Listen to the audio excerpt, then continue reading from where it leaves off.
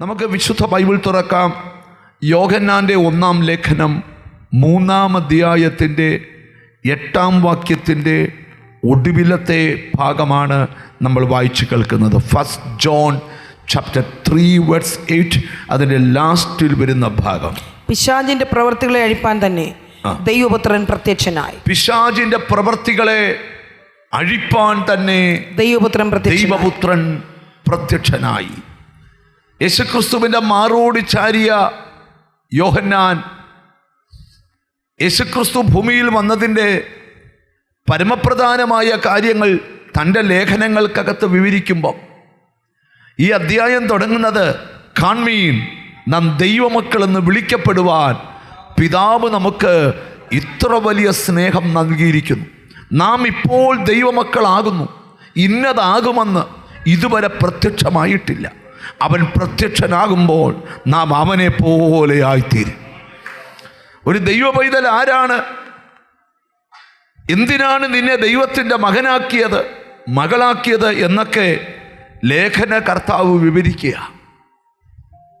ക്രിസ്തുവിൻ്റെ മാറോട് ചാരിയ യോഹന്നാൻ യേശുക്രിസ്തു ഭൂമിയിൽ വന്നതിൻ്റെ പരമപ്രധാനമായ പല ഉദ്ദേശങ്ങൾക്കകത്തെ ഒരു ഉദ്ദേശം വെളിപ്പെടുത്തുക, പിശാചിൻ്റെ പ്രവർത്തികളെ അഴിപ്പാൻ തന്നെ ദൈവപുത്രൻ പ്രത്യക്ഷനായി. ബൈബിൾ പറയുക, സർവ്വലോകവും ദുഷ്ടൻ്റെ അധീനതയിൽ കിടക്കുകയാണ്. ഈ ഭൂമിയിൽ പൈശാചിക പ്രവർത്തികളുണ്ട്. എന്നാൽ കർത്താവ് പറയുക, അവൻ പ്രവർത്തിച്ചോട്ടെ, ഞാൻ അഴിച്ചോളാം. സ്തോത്രം. അങ്ങനെയാണെങ്കിൽ എന്താണ് പിശാചിൻ്റെ പ്രവർത്തികൾ? എങ്ങനെയാണ് പിശാചിൻ്റെ പ്രവർത്തികൾ അഴിയപ്പെടുന്നത്? മനുഷ്യജീവിതത്തിൽ പൈശാചിക പ്രവർത്തികൾ ഉണ്ടാകുമോ? പൈശാചിക പ്രവർത്തികൾ എങ്ങനെ അഴിയപ്പെടും? ഒരാളെ വീട്ടിൽ വിളിച്ച് പ്രാർത്ഥിക്കണോ അഴിയാൻ? ഒരു പാസ്റ്റർ വിചാരിച്ച അഴിയുമോ? ഞങ്ങൾക്കൊക്കെ അഴിക്കാൻ കൃപയുണ്ടോ? അതോ വേറൊരാൾ വന്ന് അഴിക്കണോ? എങ്ങനെ അഴിയുന്നതെന്നൊക്കെ വേദപുസ്തക വെളിപ്പാടിൽ ധ്യാനിക്കാൻ പോകും. പക്ഷെ ഇന്നുകൊണ്ട് ധ്യാനിച്ച് തീരത്തില്ല. സമയമുള്ളപ്പോഴൊക്കെ ഈ വിഷയം ധ്യാനിക്കാം. സ്തോത്രം. എന്താണ് പിശാചിൻ്റെ പ്രവർത്തികൾ?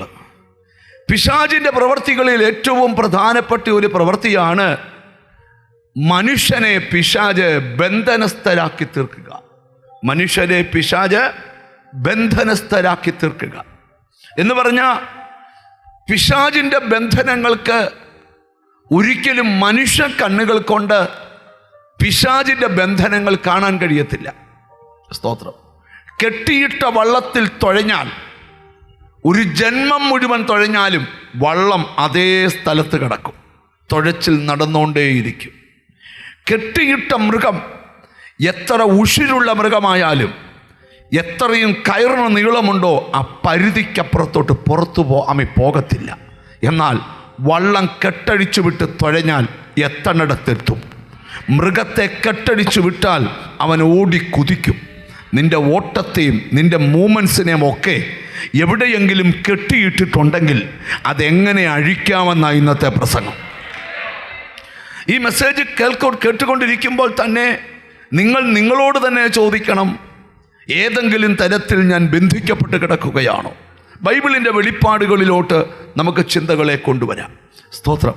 ഇവിടെ ബൈബിൾ എഴുതിയിരിക്കുക, പിശാചിൻ്റെ പ്രവർത്തികളെ അഴിപ്പാനാണ് ദൈവപുത്രൻ പ്രത്യക്ഷനായത്. അങ്ങനെയാണെങ്കിൽ ഇന്ന് നിങ്ങൾ വിശ്വസിക്കുന്നോ, തേജസ്കരിക്കപ്പെട്ട ക്രിസ്തു ഇന്ന് ഈ പ്രാർത്ഥനയ്ക്ക് നടുവിലുണ്ട്.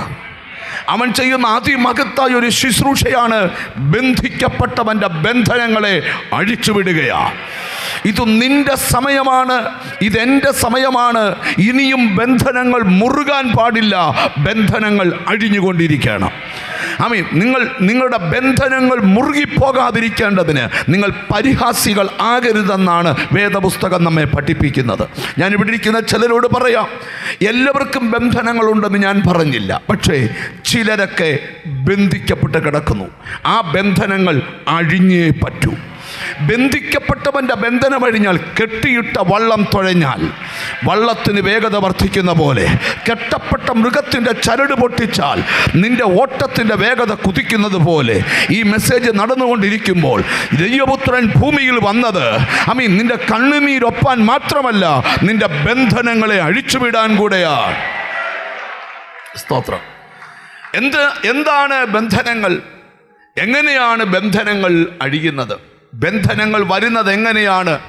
ആഭിചാരം ഇസ്രായേലിന് ഫലിക്കത്തില്ലെന്ന് പറയുമ്പോൾ പ്രാർത്ഥിക്കുന്ന നിനക്ക് എന്തുകൊണ്ട് ബന്ധനങ്ങൾ ഫലിച്ചു? എന്തുകൊണ്ട് നീ ബന്ധനത്തിലായി? ബന്ധനത്തിലായെങ്കിൽ ആ ബന്ധനങ്ങൾ ആരഴിക്കും? എങ്ങനെ അഴിക്കും? എപ്പോഴഴിക്കും? ഉപവസിച്ചാൽ അഴിയുമോ? പ്രാർത്ഥിച്ചാൽ അഴിയുമോ? അന്യഭാഷ പറഞ്ഞാൽ അഴിയുമോ? ഉപദേശി കൈവച്ചാൽ അഴിയുമോ? എങ്ങനെ അഴിയും? അതൊക്കെ എനിക്ക് തോന്നുന്ന പറയാൻ പറ്റത്തില്ല, ബൈബിളിലെ വെളിപ്പാടേ പറയാൻ പറ്റും. എല്ലാത്തിൻ്റെയും അടിസ്ഥാനം ബൈബിളാണ്. സകല കൃപാവരങ്ങളുടെയും അടിസ്ഥാനം ബൈബിളാണ്. വചനമില്ലാത്ത കൃപാവരങ്ങൾ ഒച്ചില പേടിക്കേണ്ടതുണ്ട്. എന്നാൽ വചനമുള്ള കൃപാവരങ്ങളെ പേടിക്കേണ്ട, വചനത്തിനകത്തായിരിക്കും സകല കൃപാവരങ്ങളും.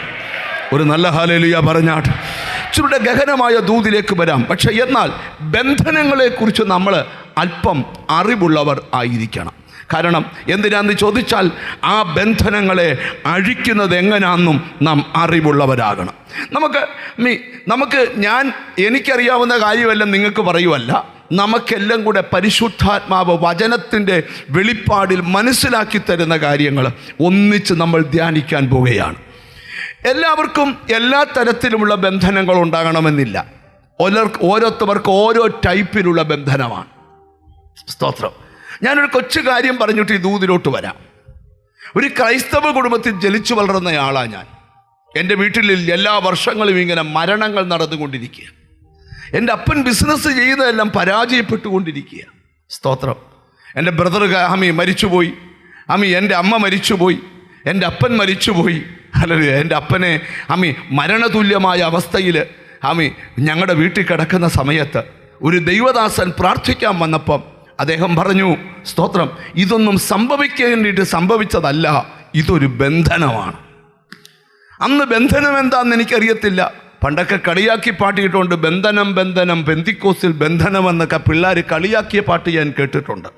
അങ്ങനെയാണ് ബന്ധനം എന്ന പദം ഞാൻ കേട്ടിരിക്കുന്നത്. ചുരുക്കി പറയാം, ആ ദൈവദാസൻ കൈ ഉയർത്തി ഒരൊറ്റ പ്രാർത്ഥന പ്രാർത്ഥിച്ചപ്പോൾ മരണത്തോട് മല്ലടിച്ച എൻ്റെ പിതാവ് ഒരു ആരോഗ്യമുള്ളവനെ പോലെ ചാടി എഴുന്നേറ്റു. ഞാൻ എന്തിനാ ഇതൊക്കെ പറഞ്ഞു വരുന്നതെന്ന് നിങ്ങളോട് ഞാൻ പറയാം. ദൈവത്തിന് സ്തോത്രം. എൻ്റെ വീടിൻ്റെ ബന്ധനം അന്നഴിഞ്ഞപ്പോൾ രാത്രിയും പകലും പോലെ ഞങ്ങളുടെ ജീവിതം വ്യത്യാസപ്പെട്ടു. ബന്ധിക്കപ്പെട്ട് കിടക്കുന്ന അവസ്ഥയല്ല ബന്ധനം അഴിയുമ്പോഴുള്ള അവസ്ഥ. ഇനി നമുക്ക് ബന്ധനമുണ്ടോ? ബന്ധനം എങ്ങനെ വരുന്നു? ബന്ധനം വരുന്ന വഴികൾ ഏതാണ്? ബന്ധനങ്ങളെ എങ്ങനെ അഴിച്ചെടുക്കാം? അതൊക്കെയാണ് അല്പസമയം ധ്യാനിക്കാൻ പോകുന്നത്. ചിലപ്പോൾ കുറച്ച് വിമർശനങ്ങളൊക്കെ ഇതിനോട് ബന്ധപ്പെട്ട് വരുമായിരിക്കാം. പക്ഷേ അതെല്ലാം വന്നാലും സ്തോത്രം, ആ ബന്ധനം അഴിക്കുന്നത് കർത്താവിൻ്റെ കരമാണ്. ഒരു നല്ല ഹല്ലേലൂയ പറഞ്ഞാൽ. ചിലരുടെ ശരീരമാണ് ബന്ധിക്കപ്പെട്ടിരിക്കുന്നത്. ചിലരുടെ ശരീരം ബന്ധിക്കപ്പെട്ടിട്ടില്ല, ചിലരുടെ മനസ്സാണ് ബന്ധിക്കപ്പെട്ടിരിക്കുന്നത്. ചിലരുടെ മനസ്സും ശരീരവും ബന്ധിക്കപ്പെട്ടിട്ടില്ല, ചിലരുടെ വിദ്യാഭ്യാസമാണ് ബന്ധിക്കപ്പെട്ടിരിക്കുന്നത്. ചിലരുടെ മനസ്സും ശരീരവും വിദ്യാഭ്യാസവും ബന്ധിക്കപ്പെട്ടിട്ടില്ല, ചിലരുടെ ബുദ്ധിമണ്ഡലമാണ് ബന്ധിക്കപ്പെട്ടിരിക്കുന്നത്. ഇനി ചിലരുടെ ബുദ്ധിമണ്ഡലം മാത്രമല്ല ബന്ധിക്കപ്പെട്ട്, ചിലരിൽ അസാധാരണ കഴിവുണ്ട്, പക്ഷേ അത് ബന്ധിക്കപ്പെട്ട് കിടക്കുക. വേറെ ചിലരുടെ ഭാവി ബന്ധിക്കപ്പെട്ടിരിക്കുന്നു, ചിലരുടെ കുടുംബജീവിതം ബന്ധിക്കപ്പെട്ടിരിക്കുന്നു, ചിലരുടെ സാമ്പത്തിക നില ബന്ധിക്കപ്പെട്ടിരിക്കുന്നു. ഒന്നുകൂടെ പറഞ്ഞു നിർത്താം, ചിലരുടെ ആത്മീക ജീവിതം ബന്ധിക്കപ്പെട്ടിരിക്കുന്നു. ഈ ബന്ധനങ്ങളുടെ എല്ലാം പിറകിൽ ആരാണ്? രണ്ട് ശക്തികളെ ഈ ബന്ധനങ്ങളുടെ പുറകിലുള്ളൂ. ഒന്ന് മനുഷ്യകരവും പിശാചിൻ്റെ കരവും. ഈ രണ്ടു കരങ്ങൾ കോർത്തിണക്കുമ്പോഴാണ് ഒരുവനിലേക്ക് ബന്ധനം വന്നു കയറുന്നത്. ഇനി വേദപുസ്തകത്തിൽ വരാം. ബന്ധനങ്ങൾ എങ്ങനെയാണ് വരുന്നത്? സ്തോത്രം. ബന്ധനങ്ങൾ ചെയ്യുന്നത് എന്തുകൊണ്ടാണ്? നമ്മൾ പറയാറുണ്ട്, ഭസ്മങ്ങൾ കൊണ്ട് ബന്ധനങ്ങൾ ചെയ്യാറുണ്ട്, തകിടുകൾ കൊണ്ട് ബന്ധനങ്ങൾ ചെയ്യാറുണ്ട്, ഇരുമ്പ് കൊണ്ടും ഇരുമ്പാണികൾ കൊണ്ടും ബന്ധനങ്ങൾ ചെയ്യാറുണ്ട്, ഭക്ഷണ സാധനങ്ങൾ കൊണ്ട് ബന്ധനങ്ങൾ ചെയ്യാറുണ്ട്. സ്തോത്രം. ഇനി ഇച്ചിരൂടെ കയറി പറഞ്ഞാൽ ആ ബന്ധനങ്ങളെല്ലാം എങ്ങനെ അഴിക്കാൻ പറ്റും? നിങ്ങൾ ഇന്ന് ഇച്ചിരി കേട്ടോണ്ടിരിക്കുന്ന നല്ലതായിരിക്കും. ഈ സെക്ഷൻ ഇച്ചിരൂടെ കഴിയുമ്പോഴത്തേക്ക് ദൂതിലേക്ക് വരാം. നിന്റെ മനസ്സിനെ ബന്ധിച്ചെങ്കിൽ, ശരീരത്തെ ബന്ധിച്ചെങ്കിൽ, കഴിവുകളെ ബന്ധിച്ചെങ്കിൽ, കുടുംബജീവിതത്തെ ബന്ധിച്ചെങ്കിൽ, ഭാവിയെ ബന്ധിച്ചെങ്കിൽ അതെങ്ങനെ അഴിയണം എന്നാണ് ആദ്യം പഠിക്കാൻ പോകുന്നത്. അഴിയുന്നതിന് മുമ്പ് ഈ ബന്ധനങ്ങൾ നമ്മളിൽ വരാതിരിക്കണമെങ്കിൽ നാം എന്തു ചെയ്യണമെന്നാണ് ഇന്ന് പഠിക്കാൻ പോകുന്നത്. ബന്ധനങ്ങൾ നമ്മളിൽ വരാതിരിക്കണമെങ്കിൽ നാം എന്ത് ചെയ്യണമെന്നാണ് ദൈവത്തിന് സ്തോത്രം പഠിക്കുവാനായിട്ട് പോകുന്നത്. ദൈവത്തിന് സ്തോത്രം. വന്നതിനെ അഴിക്കുന്നത് എങ്ങനെയാണെന്ന് പറയാം. ഇന്നത്തെ ശുശ്രൂഷയുടെ നടുവിൽ കർത്താവ് പല ബന്ധനങ്ങളെയും അഴിക്കും. അതിൻ്റെ അർത്ഥം എന്താ? ഇന്ന് ഈ ദൂത് പറയാൻ കാരണം, ഇനിയും ഒരു ദിവസം പോലും നീ ബന്ധിക്കപ്പെട്ട് കിടക്കാൻ ദൈവം ആഗ്രഹിക്കുന്നില്ല. ഇനി ഒരു ദിവസം പോലും നീ ഇതേ അവസ്ഥയിൽ നീ പോകുവാൻ ദൈവം ആഗ്രഹിക്കുന്നില്ല. നിന്റെ ബുദ്ധിമണ്ഡലത്തിൽ, ഓർമ്മ മണ്ഡലത്തിൽ, വിദ്യാഭ്യാസ മണ്ഡലത്തിൽ, സ്തോത്രം, ഭാവി മണ്ഡലത്തിൽ, കുടുംബജീവിതത്തിൻ്റെ മണ്ഡലത്തിൽ ഒക്കെ ഒക്കെ ഒക്കെ വിടുവിക്കുന്നവൻ്റെ കരം നിന്റെ സമ്പത്തിനെ ബന്ധിച്ചെങ്കിൽ, നിന്റെ ആരോഗ്യത്തെ thank you holy spirit, thank you holy spirit. തിരിച്ചറിഞ്ഞ് ദൈവത്തിനോട് സ്തോത്രം ചെയ്താട്ട് ഞാൻ ഒരു കൊച്ചു കാര്യം നിങ്ങളോട് പറയാം. ഒരിക്കലൊരു ചെറുപ്പക്കാരനെ പ്രാർത്ഥിക്കാനായിട്ട് എൻ്റെ അടുക്കൽ കൊണ്ടുവന്നു. സുന്ദരനായ ഒരു ചെറുപ്പക്കാരൻ. അവൻ്റെ അപ്പനും അമ്മയും അവൻ്റെ പെങ്ങളും കൂടെ പ്രാർത്ഥിക്കാൻ അവർ 4 പേര് എൻ്റെ പ്രാർത്ഥനാ മുറിക്കകത്ത് വന്നു. അവർ പാലക്കാട് നിന്ന് എൻ്റെ ഒരു സ്നേഹിതൻ പറഞ്ഞിട്ട് സ്തോത്രം ആ മകനെയും കൊണ്ട് പ്രാർത്ഥിക്കാൻ വന്നതാണ്. ആ മകനെയും കൊണ്ട് പ്രാർത്ഥിക്കാൻ വന്നപ്പോൾ ഞാൻ അവനോട് ചോദിച്ചു, മോനെ പേരെന്തുവാ? അവനവൻ്റെ പേര് പറഞ്ഞു. പിന്നെ അവനെല്ലാം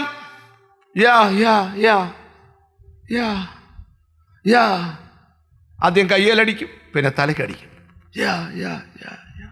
ഞാൻ ചോദിച്ചു, എത്ര നാളായി ഈ കൈക്കടിക്കും തലയടിയൊക്കെ തുടങ്ങിയിട്ട്? എൻ്റെ അപ്പം കരഞ്ഞുകൊണ്ട് പറഞ്ഞു, 1.5 വർഷത്തിൽ മേലായി. കാണിക്കാത്ത ഡോക്ടർമാരില്ല, പോകാത്ത ആശുപത്രികളില്ല, കഴിക്കാത്ത മരുന്നുകളില്ല. സ്തോത്രം. 27 വയസ്സേ ഉള്ളൂ.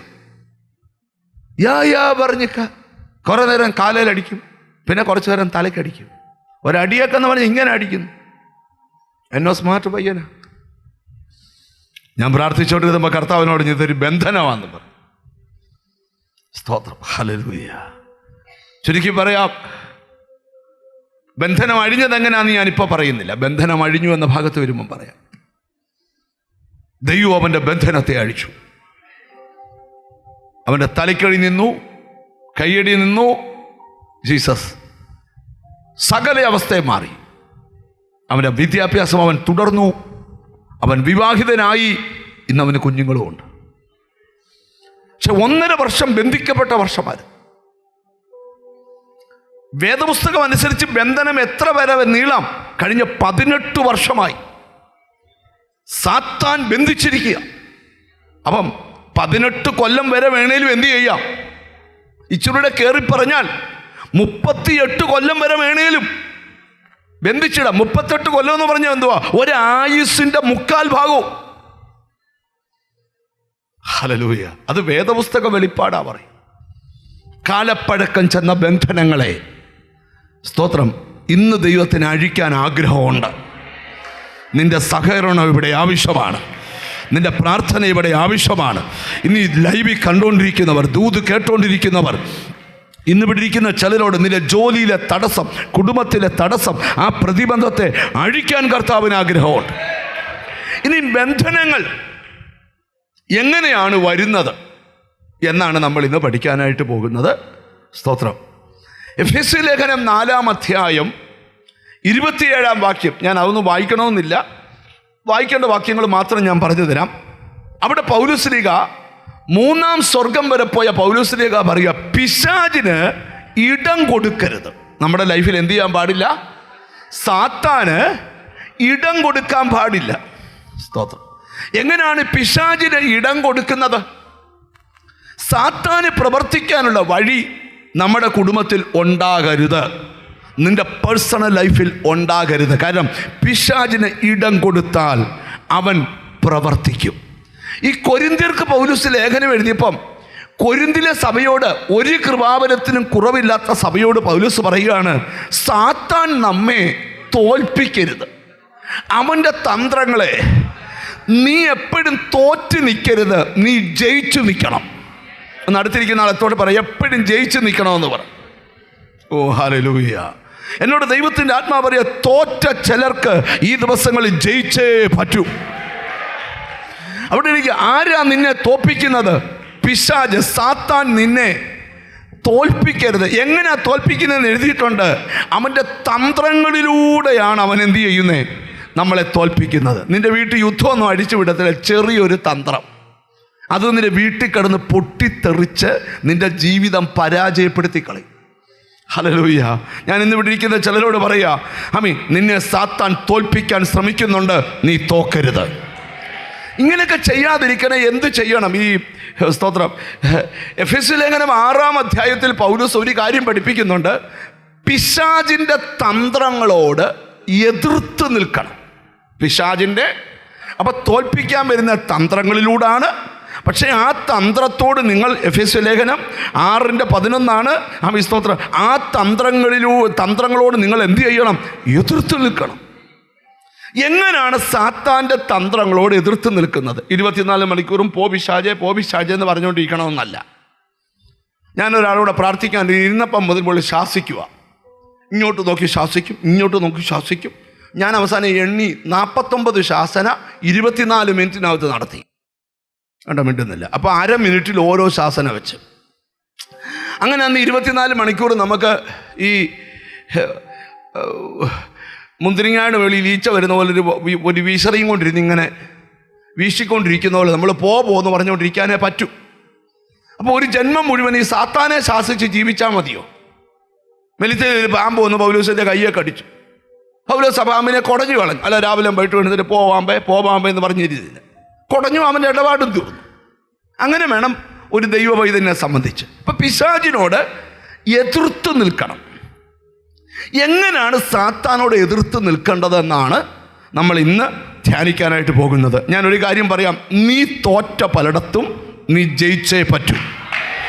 ഒന്നുകൂടെ പറയാം, നിന്നെ തോൽപ്പിച്ച ചിലയിടത്ത് നീ ജയിച്ചേ പറ്റൂ. എത്ര പേർ വിശ്വസിക്കുന്നുണ്ട്? ഈ തോക്കുന്നത് ആർക്കെങ്കിലും ഇഷ്ടമാണോ? ആണോ? ഒരാൾ ബിസിനസ് ചെയ്ത് തോറ്റുപോയി, എന്നാൽ എല്ലാവർക്കും ഓരോ ലഡു കൊടുക്കുമോ? പറ. 8-ാം ക്ലാസ്സിൽ കുഞ്ഞ് തോറ്റുപോയി. സഭയിലുള്ള എല്ലാവർക്കും 2500 ലഡു. എന്തിനാ? മുംബൈ ലഡു ഇപ്പം കേക്കാക്കാം. 2500 പീസ് കേക്ക്. എന്തോ പറ്റി? എൻ്റെ കുഞ്ഞ് തോറ്റുപോയി പറയുമോ? 6 ആഴ്ച സഭായോഗത്തിന് വരത്തില്ല. ജയിച്ചാലോ വാതുക്കൽ ഇന്ന് വരെ ചിരിക്കാത്ത ചിരിയുമായിട്ട് ഒരു ലഡുമായിട്ട് വാതുക്കൽ നിൽക്കുക. എന്നാ മുഴുവൻ A+. കിട്ടിയ വരയിൽ ലഡു കൊടുത്തിട്ടില്ല, ഇപ്രാവശ്യം കൊടുക്കണം. അപ്പം നിങ്ങൾ ശ്രദ്ധിച്ചിട്ടെ. അപ്പം തോക്കുന്നത് ആർക്കും? ഇനി ഞങ്ങൾ ഉപദേശിമാരുടെ കാര്യം, ഞങ്ങൾ പറയും ഞങ്ങൾ കൈവച്ചപ്പോൾ ഭൂതം വിട്ടുപോയി. ഞങ്ങൾ കൈവച്ചിട്ട് പോകാത്ത എത്ര ഭൂതമുണ്ട്? മിണ്ടുന്നില്ല, ഇല്ലേ? ഉണ്ട്. 25 ഭൂതത്തിന് മേൽ കൈവച്ചു. 10 പോയില്ലെങ്കിൽ ആ പോയ 15 കഥ ഞങ്ങൾ നാട് മുഴുവൻ പറയും. തോറ്റ കാര്യം പറയത്തില്ല. പഠിക്കുന്ന കുട്ടിക്കും പ്രസംഗിക്കുന്ന ഉപദേശിക്കും തോൽവി ഇഷ്ടമല്ല, ദൈവത്തിന് ഒട്ടും ഇഷ്ടമല്ല. അതുകൊണ്ട് കൊരിന്തിലെ സഭയോട് പറയുക, സാത്താൻ നിങ്ങളെ തോൽപ്പിക്കരുത്. അവൻ തോൽപ്പിക്കുന്നത് എങ്ങനെയാണെന്നറിയാമോ? നിന്റെ വീട്ടിൽ ബോംബിട്ടല്ല, ചെറിയ തന്ത്രം മെടഞ്ഞിടും. നിന്റെ കുഞ്ഞിൻ്റെ മനസ്സിൽ തന്ത്രം മെടഞ്ഞിടും. നിന്റെ വീടിനകത്ത് തന്ത്രങ്ങൾ മെടഞ്ഞിടും. എന്തിനാ? നിന്റെ കുടുംബത്തിൽ തോൽവി വരുത്താൻ. എന്നാൽ നീ തോക്കരുത്, നീ ജയിക്കുന്നവനായി തീരണം. നമുക്ക് ബൈബിളിലോട്ട് സാത്താൻ എങ്ങനെയാണ് നമ്മുടെ ജീവിതത്തിൽ തോൽവി കൊണ്ടുവരുന്നത് എന്നാണ് ധ്യാനിക്കാൻ പോകുന്നത്. മർക്കോസിൻ്റെ സുവിശേഷത്തിലെ ഒരു വാക്യം അതെല്ലാവരും കേൾക്കാൻ വായിക്കണം. മാർക്ക് ചാപ്റ്റർ 4 4-ാം അധ്യായം 15-ാമത്തെ വാക്യം നമുക്ക് വായിക്കാം. മർക്കോസിൻ്റെ സുവിശേഷം 4-ാം അധ്യായം 15-ാമത്തെ വാക്യം. വചനം വിതച്ചിട്ട് വഴിയരികെ വീണത് കേട്ട ഉടനെ സാത്താൻ വന്ന് ഹൃദയങ്ങളിൽ വിതയ്ക്കപ്പെട്ട വചനം എടുത്തു കളയുന്നതാകുന്നു. അപ്പം കർത്താവ് ആഗ്രഹിക്കുന്ന ഒരു കാര്യമുണ്ട്. ദൈവവചനം നമ്മുടെ ഹൃദയത്തിലിരിക്കണം. ദൈവവചനം എവിടെ ഇരിക്കണം?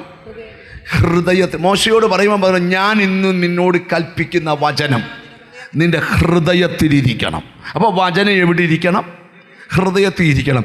ഈ പിശാചിൻ്റെ തന്ത്രങ്ങളിൽ ഏറ്റവും വലിയൊരു തന്ത്രമാണ് വചനം നിന്റെ ഹൃദയത്തിൽ വീണ് കഴിയുമ്പം ഇവൻ വന്ന് കുത്തിക്കൊണ്ട് പോകും. ചിലർ പറയത്തില്ലയോ, ചിലർക്ക് പറയും ബ്രദറെ എല്ലാത്തിനും എനിക്ക് കഴിവാണ്, പക്ഷേ ഈ ബൈബിള് മാത്രം എനിക്കങ്ങോട്ട് എൻ്റെ മനസ്സ് നിൽക്കത്തില്ല. ഇപ്പോഴും ബ്രദറെ ചെങ്കടൽ മുറിച്ചത് യോശുവയാന്നാ ഞാൻ മനസ്സിലാക്കി വെക്കുന്നത്. അവിടെ മിണ്ടുന്നില്ലല്ലോ. ചെങ്കടൽ മുറിച്ചത് യോശുവയാന്നോ? അയ്യോ നിങ്ങളേം പോയോ? അല്ല, ആരാ? കണ്ടോ, അതിനിടയ്ക്ക് ഒരാൾ ആമീനും പറഞ്ഞു. അപ്പം നിങ്ങളൊന്ന് ശ്രദ്ധിച്ച് കേൾക്കണം. ഇവിടെ പഞ്ചായത്തിലെ മുഴുവൻ നുണയും മെമ്മറി നിൽക്കുന്നുണ്ട്. 10 വർഷം മുമ്പ് അവൻ പാല് വാങ്ങിക്കാൻ വന്നപ്പോൾ എന്നോട് ചെയ്തത് ഞാൻ മറക്കത്തില്ലെന്ന് പറയുമ്പോഴും ഇപ്പോഴും യോശുവയുടെ പുസ്തകം 1-ാം അധ്യായം 3-ാം വാക്യം അറിയത്തില്ല. വചനം മാത്രം മെമ്മറി നിൽക്കുന്നില്ല, ബാക്കി എല്ലാം ഓർമ്മയിലുണ്ട്. സ്തോത്രം. ചിലർ ഇന്നാളെ ഒരാളിനോട് പറഞ്ഞു, എൻ്റെ ബ്രദറെ എൻ്റെ കുട്ടിക്കാലം ഞാൻ ഓർക്കുക. സ്തോത്രം. ഞങ്ങൾ സ്തോത്രം പറങ്കാവയെ കയറിയതും പേരെ കയറിയതും പേരെ ഒടിച്ചുകൊണ്ട് താഴെ വീണതും അന്ന് കാലൊടിഞ്ഞതും കമ്പ് വെച്ച് കെട്ടിയതും ഒക്കെ എല്ലാം വിവരിച്ചു. എല്ലാം പറഞ്ഞിട്ട് ഞാൻ ചോദിച്ചു, കഴിഞ്ഞ ആഴ്ച പാസ്റ്റർ എന്തുവാ പ്രസംഗിച്ചേ? അതങ്ങോട്ട് എന്താ പ്രശ്നം? പിശാചിൻ്റെ ഒരു വലിയ ചില കണ്ടില്ലേ, യോഗത്തിന് വന്ന് അടിപൊളിയായിട്ടിരുന്ന് ഉറങ്ങുന്നേ. അവർ പറഞ്ഞ ബ്രദറെ വീട്ടിൽ ഇരുന്ന് ഒട്ടും ഉറങ്ങാൻ പറ്റത്തില്ല, യോഗത്തിന് വന്നാൽ. പിന്നെ ഞങ്ങൾ ഒരു വചനം ഉണ്ടല്ലോ, നീയോ മകനെ ഉറങ്ങി ആശ്വസിച്ചു, അതുകൊണ്ടാണ് ഞങ്ങൾ മിണ്ടാത്ത. നിങ്ങൾ ശ്രദ്ധിക്കണം. അങ്ങനെയല്ല, ചിലർ ഈയിടെ എന്നോടൊരു ഫാമിലി വളരെ ക്ലോസ് ആണേ. അവർ പറയുക, പാസ്റ്ററെ അച്ഛൻ ഈയിടെ വചനം നെഞ്ചത്ത് വെച്ചാ ഉറങ്ങുന്നതെന്ന് പറഞ്ഞു. അച്ഛൻ വചനം നെഞ്ചത്ത് വെച്ചാ? ദൈവമേ, പല വചനം കൈപ്പിടിച്ചോണ്ടിരിക്കുന്നതെന്ന് ഞാൻ കേട്ടിട്ടുണ്ട്, നെഞ്ചത്ത് വെച്ച് ഉറങ്ങുന്നത്. അപ്പം ഞാൻ ചോദിച്ചു, അച്ചായോ ഈയിടെ വചനമൊക്കെ? പാസ്റ്റർ അതൊന്നുമല്ല പാസ്റ്ററെ, എന്ത് ചെയ്തിട്ട് ഉറക്കം വരുന്നില്ല, ഉറക്ക ഗുളിക കഴിച്ചിട്ട് ഉറക്കം വരുന്നില്ല. പക്ഷെ സോഫായെ കിടന്ന് ബൈബിൾ ഇച്ചിരി നേരം വായിക്കാമെങ്കിൽ പിന്നെ അത് വെക്കാൻ പോയ ഉറക്കം വരുന്നതുകൊണ്ട് അത് നെഞ്ചത്തോട്ട് നൂർത്ത് വെച്ചോണ്ട് കിടന്ന് രാവിലെ ഭാര്യ കാപ്പിക്ക് വരുമ്പോൾ ആദ്യം ബൈബിൾ എടുത്ത് മാറ്റും. കണ്ടോ, ഉറക്ക ഗുളിക മാറ്റാനൊന്നും അല്ല ഈ ബൈബിള്.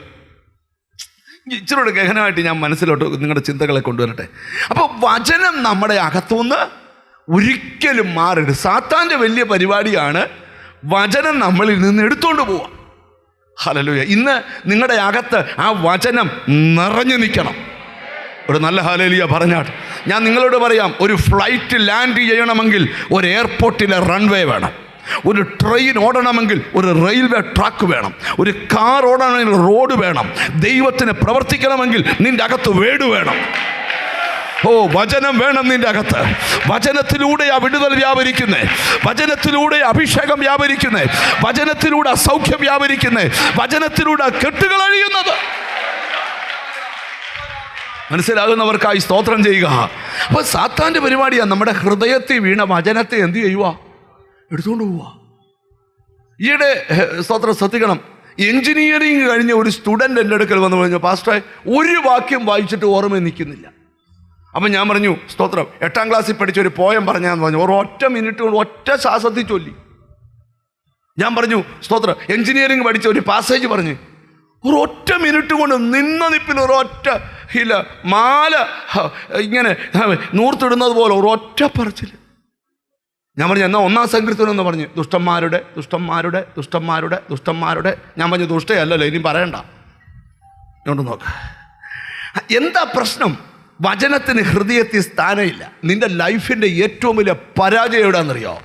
വചനത്തിന് സ്ഥാനമില്ലാത്തതുകൊണ്ടാണ്. വചനത്തിന് സ്ഥാനമില്ലാത്ത പ്രസംഗവും വചനത്തിന് സ്ഥാനമില്ലാത്ത സഭയും വചനത്തിന് സഭ സ്ഥാനമില്ലാത്ത വിശ്വാസികളെ വളരെ സൂക്ഷിക്കണം. എന്നാൽ വചനത്തിന് സ്ഥാനമുണ്ടോ അവിടെയാണ് വിടുതലുള്ളത്. നമുക്ക് ബൈബിളിലുള്ള. അപ്പം സാത്താൻ എന്ത് ചെയ്തു? ഹൃദയത്തിൽ നിന്ന് എന്തോ എടുത്തുകൊണ്ട് പോയി, വചനം എടുത്തുകൊണ്ട് പോയി. ഹല്ലേലൂയ. നിങ്ങൾ ശ്രദ്ധിച്ച് കേൾക്കണം. അമ്മേ, ഈ കൊലോസ്യർക്ക് പൗലോസ് ലേഖനം എഴുതുമ്പോൾ ഒരു ഭാഗം പറയുന്നുണ്ട്. അമ്മേ സ്തോത്രം. കൊലോസ്യർക്ക് എഴുതിയ ലേഖനം 3:16, ക്രിസ്തുവിൻ്റെ വചനം ഐശ്വര്യമായി സകല ജ്ഞാനത്തോടും കൂടെ നിങ്ങളിൽ വസിക്കട്ടെ. അപ്പൊ ക്രിസ്തുവിൻ്റെ വചനം എവിടെ വസിക്കണം? ഒന്ന് വായിച്ചു കേൾപ്പിച്ചേ. ഇങ്ങനെ ക്രിസ്തുവിന്റെ വചനം ഐശ്വര്യമായി സകല ജ്ഞാനത്തോടും കൂടെ നിങ്ങളിൽ വസിക്കട്ടെ. അപ്പൊ മോശയോട് പറയുമ്പം വചന ഹൃദയത്തിലിരിക്കണം. ചുമ്മാ തിരുത്താൻ പോരാ, സകല ജ്ഞാനത്തോടും ഐശ്വര്യത്തോടും ഈ വചനം നിന്റെ അകത്തിരിക്കണം. ഒരു നല്ല ഹല്ലേലൂയ പറഞ്ഞാട്ട്. ഹല്ലേലൂയ. എത്ര പേർക്ക് അതിന് ആമീൻ പറയാൻ പറ്റും? ഇയ്യോബ് ഒരിക്കൽ പറഞ്ഞു, നിന്റെ വചനം ഞാൻ ആഹാരത്തെക്കാൾ സൂക്ഷിക്കുന്നവനാ. അല്ലയോ? ഇയ്യോബിന്റെ പുസ്തകം എടുത്തേ. ഹല്ലേലൂയ. 23-ാം അധ്യായം 12-ാം വാക്യം, അവന്റെ വായിലെ വചനങ്ങളെ എൻ്റെ ആഹാരത്തെക്കാൾ, അവന്റെ വായിലെ വചനങ്ങളെ എൻ്റെ ആഹാരത്തെക്കാൾ സൂക്ഷിച്ചിരിക്കുന്നു. ഈ മലയാളിയുടെ ഒരു ഒരു ഒരു ഒരു കൾച്ചർ എങ്ങനെയാണെന്നറിയോ? രാവിലെ നമ്മൾ 3 ഇഡലിയും നല്ല കടലക്കറിയും കൂട്ടി കഴിച്ച്. കോമ്പിനേഷനാണ്, തെറ്റിയോ? ഇഡലിയും ചമ്മന്തിയും കൂട്ടി കഴിച്ചു. എനിക്ക് കിച്ചണിൽ കയറി ശീലമില്ലാത്തതുകൊണ്ടാണ് ഇങ്ങനെയൊക്കെ തെറ്റുന്നേ. അത് തെറ്റിയോ? ഇഡലി സാമ്പാറും പറയേണ്ടി ഞാൻ. പോട്ടെ. രാവിലെ ഇഡലി സാമ്പാറും കഴിച്ചു. അത് കഴിച്ചുകൊണ്ടിരിക്കുമ്പം അടുത്ത ചോദ്യമാണ്, ഉച്ചയ്ക്ക് എന്തോ കഴിക്കും? ഉച്ചയ്ക്ക് എന്തോ കഴിക്കും? ഞാനാണ് വീട്ടിലുള്ള സമയത്ത് ഉച്ചയ്ക്ക് കഴിച്ചിട്ട് ഉറങ്ങാൻ പോകുമ്പം ഞങ്ങളുടെ വീട്ടിൽ നിൽക്കുന്ന ആളോട് പറയും, നെയ്യപ്പം വാങ്ങിക്കുന്ന കാര്യം മറക്കല്ലേ. എന്തിനാ? 4 മണിക്ക് 2 നെയ്യപ്പം കഴിക്കാനാ വീട്ടിൽ ഇരിക്കുന്നത്. അത് ആഴ്ചയിൽ ഒരിക്കലൊക്കെ ആയിരിക്കും ചിലപ്പോൾ ഇരിക്കുന്നത്. അന്നേരം പറയുന്നത് 2, നിങ്ങൾ എന്നോട് സഹകരിക്കുക. 4 മണിക്ക് നല്ല ചായയും ചൂടുള്ള നെയ്യപ്പം കഴിക്കാൻ ഇരിക്കുമ്പം പുള്ളിക്കാരത്തി ചോദിക്കും, വൈകിട്ട് എന്തുവാ? മലയാളികളുടെ കൾച്ചറാണ്. എന്നാൽ സായിപ്പിനെ സംബന്ധിച്ചോ അമേരിക്കക്കാരനെ സംബന്ധിച്ചോ അങ്ങനെയൊന്നുമില്ല. കാര്യം എവിടെ ഇറങ്ങുമ്പോൾ അവർക്ക് വീട്ടിൽ നിന്നൊന്നും കിട്ടത്തില്ലല്ലോ, മൊത്തം വഴിയുന്നാ. പിന്നെ വീട്ടിൽ നിന്ന് വല്ലതും കിട്ടണേ അവനവൻ ഉണ്ടാക്കി കഴിച്ചോളൂ. നിങ്ങൾ മിണ്ടുന്നില്ലല്ലോ. ചായക്കൊരു കട, കാപ്പിക്കൊരു കട, ജ്യൂസിനൊരു കട, ഷേക്കിനൊരു കട, പിന്നെ സാൻഡ്വിച്ചിനൊരു കട. അപ്പം നിങ്ങൾ ശ്രദ്ധിക്കണം. ഇവിടെ പറയുക, എനിക്ക് ആഹാരത്തെക്കാൾ വലുത് നിന്റെ വചനമാണ്. കണ്ടോ? വചനത്തിന് ഹൃദയത്തിൽ കൊടുക്കുന്ന സ്ഥാനം കണ്ടോ? എല്ലാവരും പറയും യോബിന് നഷ്ടപ്പെട്ട് ഇരട്ടി തിരിച്ചു കിട്ടി, എനിക്കും അങ്ങനെ കിട്ടും. അല്ല സോദര, കിട്ടണമെങ്കിൽ നിന്റെ ലൈഫിൽ ആഹാരത്തെക്കാൾ വലുതായി വചനം ശ്രദ്ധിക്കണം. ഒരു നല്ല ഹല്ലേലൂയ പറഞ്ഞാട്ട് നമുക്ക് ഇച്ചിരൂടെ ഗഹനമായിട്ട് നമുക്ക് മുമ്പോട്ട് പോകാം. സ്തോത്രം. മറിയയെക്കുറിച്ച് വേദപുസ്തകത്തിൽ എഴുതിയിരിക്കുന്നേ, മറിയ നല്ല അംശം തിരഞ്ഞെടുത്തു, അതാരും അവളോട് അപഹരിക്കുകയില്ല. കണ്ടോ? ഒരു വീട്ടിൽ തന്നെ 2 പേര്, മാർത്തേ, മറിയേ, ലാസറും. മാർത്തയാന്ന് പലതിനെ ചൊല്ലി. മാർത്തയ്ക്ക് അറിയാവുന്നത്രയും വചനം മറിയയ്ക്ക് സത്യത്തിൽ കാണാതെ അറിയത്തില്ല. യേശു പറഞ്ഞ ഓരോ വാക്കിനും മാർത്ത തിരിച്ചു വചനമാണ് കൊടുക്കുന്നത്. 3 വാക്ക് പറഞ്ഞാൽ 4ാമത്തെ വചനമാണ് പറയുന്നത്. പക്ഷെ മാർത്തയുടെ കൂട്ട് ആകുന്നതിന് എനിക്ക് ഇഷ്ടമില്ല. കാരണം വചനം പറയുന്നെങ്കിലും വചനത്തിലുള്ള വിശ്വാസമില്ല. മറിയെ നിങ്ങൾ കണ്ടോ? ആ പാദത്തിൽ നിന്ന് മാറാതെ ആ പൊന്നുമുഖത്തേക്ക് നോക്കി ആ വചനത്തെ സ്വീകരിക്കുക. വചനം എഴുതി ആരും അതവളോട്. Hallelujah, hallelujah, hallelujah. ഇനി വചനം നിങ്ങളിൽ വസിക്കണം. സകല ജ്ഞാനത്തോടും ഐശ്വര്യത്തോടും വചനം വസിക്കണം. വലിയ കൊള്ള കണ്ട് കിട്ടിയ പോലെ നിന്റെ വചനത്തിൽ ഞാൻ ആനന്ദിക്കുന്നു. ഒരു നല്ല ഹല്ലേലൂയ പറഞ്ഞാട്ട്. വലിയ കൊള്ള കണ്ടു കിട്ടിയ പോലെ. 119-ാം സങ്കീർത്തനം, പെട്ടെന്ന് മാമേ, 162-ാം വാക്യം, ദൂതിലോട്ട് വരിക. ഹല്ലേലൂയ. വലിയ കൊള്ള കണ്ടു കിട്ടിയതുപോലെ, വലിയ കൊള്ള കണ്ടു കിട്ടിയവനെ പോലെ ഞാൻ നിന്റെ വചനത്തിൽ ആനന്ദിക്കുന്നു. വചനത്തിലെ ആനന്ദം എങ്ങനെയാ? വലിയ കൊള്ള കണ്ടു കിട്ടിയവനെ കേട്ടെ, വലിയ കൊള്ള കണ്ടു കിട്ടിയവരെ പോലെ. ഒരാമയും വരുന്നില്ല. ഹല്ലേലൂയ. നിന്റെ വചനത്തിൽ ഞാൻ എന്ത് ചെയ്യുന്നു? ആനന്ദിക്കുന്നു. എത്ര പേര് അതിന് ആമയും പറയും? ഹല്ലേലൂയ. 45-ാം സങ്കീർത്തനം വായിക്കട്ടെ. എൻ്റെ ഹൃദയം ശുഭവചനത്താൽ. അപ്പൊ ഹൃദയത്തിൽ വചനമിരിക്കണം, സകല ഐശ്വര്യത്തോടും ജ്ഞാനത്തോടും ഇരിക്കണം, അത് നിറഞ്ഞൊഴുകണം. എത്ര പേര് ആമയും പറയാൻ പറ്റും? ഈ നിറയേണ്ട വചനം, ഒഴുകേണ്ട വചനമാ നിന്റെ അകത്ത് വീണപ്പോളെ ശത്രു എടുത്തോണ്ട് പോയെ. ഞാൻ നിങ്ങളോട് പറയാം, പിശാചിന് ഏറ്റവും ഭയം നിന്റെ അകത്ത് വസിക്കുന്ന വചനത്തെയാ. ഒരാമയും വരുന്നില്ല. ഞാൻ ദൂതിൻ്റെ വെളിപ്പാടിലൂടെ പിശാചിന് ഏറ്റവും ഭയം നിന്നെ അല്ല, നിന്റെ അകത്ത് വസിക്കുന്ന വചനമാ. നിന്റെ മേൽ പകർന്ന അഭിഷേകവും നിന്റെ അകത്ത് വസിക്കുന്ന വചനവും ഒന്നിച്ച് സമ്മേളിച്ചാൽ നീ പറയുന്ന വചനത്തെ സാത്താൻ ഭയപ്പെടും. Glory to God. അപ്പം വചനം വായിക്കണം. അപ്പം ഇന്ന് അങ്ങോട്ട് ആവേശത്തിൽ അങ്ങോട്ട് ചെന്നേച്ച് ഇന്ന് ഒരു വായിക്കാൻ പോവാം. ഉൽപ്പത്തി 3 അധ്യായം ഇന്ന് വായിക്കും. ഉച്ചയ്ക്ക് മത്തായി സുവിശേഷം 1 മുതൽ 3 വരെ വായിക്കും. ഉച്ചക്കത്തെ സമയത്ത് സങ്കീർത്തനം 1 മുതൽ വായിക്കും. പിന്നെ 4 മണിക്ക് സദൃശ വാക്യം വായിക്കും. ഒറ്റ ദിവസം വായിക്കും. ഒരു പുതിയ ഡയറിയൊക്കെ വെച്ച് ഡേറ്റ് ഇട്ടു. ഇന്ന് ഉൽപ്പത്തി 1 മുതൽ 3 വരെ. പിന്നെ ഒരു പകുതിക്ക് എന്ന് എടുത്തിട്ട് ന്യൂ ടെസ്റ്റ്മെൻറ്റ് മത്തായി 1 മുതൽ 3 വരെയുള്ള അധ്യായങ്ങൾ. പിന്നെ അതിനപ്പുറത്ത് സങ്കീർത്തനം എല്ലാം ഡേറ്റ്. ഒറ്റ ദിവസം എഴുതേണ്ടി വരും. പിന്നെ ആ ഡയറി കാപ്പിപ്പൊടി പഞ്ചാര ഇങ്ങനെ എഴുതാനായിട്ട് ഇത് വായിക്കാൻ പറ്റുകയില്ല. വലിയ പാടാ. എല്ലാ ദിവസവും രാവിലെ ബൈബിൾ വായിക്കുന്നവരൊന്ന് കൈവക്കിക്ക്. കള്ളത്തരം പറയരുത്. കണ്ടോ എത്ര പേരുണ്ട്. വൈകിട്ട് വായിക്കുന്നവരൊന്ന് കൈവക്കിക്ക്. ഇനി ഒന്ന് നിർത്തിക്ക്. താത്തല് ഒക്കുമ്പം വായിക്കുന്നവരൊന്ന് കൈവക്കിക്ക്. സത്യമേ പറയാവൂ. സ്വന്തമായിട്ടൊരു ബൈബിളുള്ള ഒരു കൈവക്കിക്ക്. അതും കുറവാ. ഏറ്റവും വലിയ നമ്മുടെ ഗമ എന്നാന്നറിയോ? ഇതാ, ഞാൻ ഈ 2 കൊല്ലം 3 കൊല്ലം കൂടുമ്പം ബൈബിൾ മാറും. എല്ലാ കൊല്ലം മാറണമെന്ന് വിചാരിച്ചാൽ അങ്ങനെ വായിക്കുമ്പോൾ ഈ സ്പർശിക്കുന്ന ഭാഗങ്ങളൊക്കെ ലൈനിടും വചനത്തിൽ. അപ്പം എപ്പോൾ തുറന്നാലും ഈ 3 കൊല്ലം കൂടുമ്പം ഈ ബൈബിൾ മാറുന്നത് എന്തിനാന്ന് ചോദിച്ചാൽ, അല്ലെ പിന്നെ തുറക്കുമ്പം ആ വരച്ചത് മാത്രം വായിച്ചു കളയും. അത് വായിക്കാതിരിക്കാനാ ഇതങ്ങ് മാറ്റിയിട്ട് പുതിയ ഒരെണ്ണം വായിക്കുമ്പം ഇത് വരക്കേണ്ടിയിട്ട് തന്നെ വായിക്കും. വേണമല്ലോ, ചില പോയിട്ട് അടയാളപ്പെടുത്തണമല്ലോ. പ്രസംഗത്തിന് പണിയില്ലയോന്നോ? അയ്യോ, അവർക്കുള്ള എത്രയും പണി. കണ്ണും ഓർമ്മയും ബുദ്ധി ഒന്നും ചുമ്മാ ഇരിക്കാൻ പറ്റത്തില്ല. 24 മണിക്കൂറും വർക്ക് ചെയ്യുക. ഇവിടെ ജോഷിപ്പാഷ് ഞാൻ ജോണിപ്പാഷ് വന്നാൽ അതേലെ ഒരറ്റം പിടിച്ചുകൊണ്ട് ഞങ്ങൾ എഴുന്നേക്കും. മിണ്ടുന്നില്ല. നിങ്ങൾ ശ്രദ്ധിച്ച് കേൾക്കണം. ഹല്ലേലൂയ. ഇച്ചിരി ഗഹനമായിട്ട് ഞാൻ നിങ്ങളുടെ മനസ്സിലോട്ട്. അപ്പം ഈ നിങ്ങൾക്കറിയാം, വചനം നമ്മുടെ ഉള്ളിൽ നിറയണം. അത് എങ്ങനെയാണ് നിങ്ങൾ ശ്രദ്ധിച്ച് കേൾക്കണം. ഇനി ഞാൻ ആ ദൂതിലോട്ട് വരാൻ പോവാ. എൻ്റെ ഹൃദയം ശുഭവചനത്താൽ കവിയുന്നു. ഞാൻ നിങ്ങളോട് പറയാം, രക്ഷ നടക്കുന്നത് ഹൃദയത്തിലാണ്. ആണോ? ദൈവസ്നേഹം വസിക്കുന്നത് ഹൃദയത്തിലാണ്. പറ. പരിശുദ്ധാത്മ വസിക്കുന്നത് ഹൃദയത്തിലാണ്. വചനം വസിക്കുന്നത് എവിടാ? ഈ ഹൃദയത്തിൽ പാർപ്പിക്കേണ്ട പുള്ളിയുടെ ലിസ്റ്റും ബൈബിളിലുണ്ട്. ഹൃദയത്തിൽ നിന്ന് ഇറക്കി വിടേണ്ട ചേട്ടന്മാരുടെ ലിസ്റ്റും ഉണ്ട്.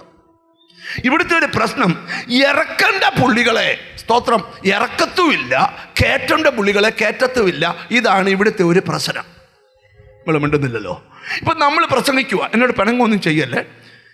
സിഗരറ്റ് വലിക്കരുത്, കള്ള് കുടിക്കരുത്, മോഷ്ടിക്കരുത്, വ്യഭിചാരം ചെയ്യരുത്, സ്വർഗത്തിൽ പോത്തില്ല. നമ്മൾ പറയും കത്രുമേശ എടുക്കാൻ പോവാ. കള്ള് കുടിക്കുന്നവൻ, മോഷ്ടിക്കുന്നവൻ, വ്യഭിചാരം ചെയ്യുന്നവൻ, കള്ളം പറയുന്നവൻ, ബീഡി വലിക്കുന്നവൻ ആരും തൊട്ടേക്കല്ല. എന്നാൽ അതിൻ്റെ മേളിൽ എഴുതിയിട്ടുണ്ട് പക, പിണക്കം, കോപം, ക്രോധം, ജാരസംഘ. അതും ഈ ലിസ്റ്റിൽ തന്നെയാണ് കിടക്കുന്നത്. അത് നമ്മൾ മൈൻഡ് ചെയ്യല. നുണ പറയാത്തവരെല്ലാം കത്രുമേശ എഴുന്നേക്കണമെന്ന് പറഞ്ഞാലോ?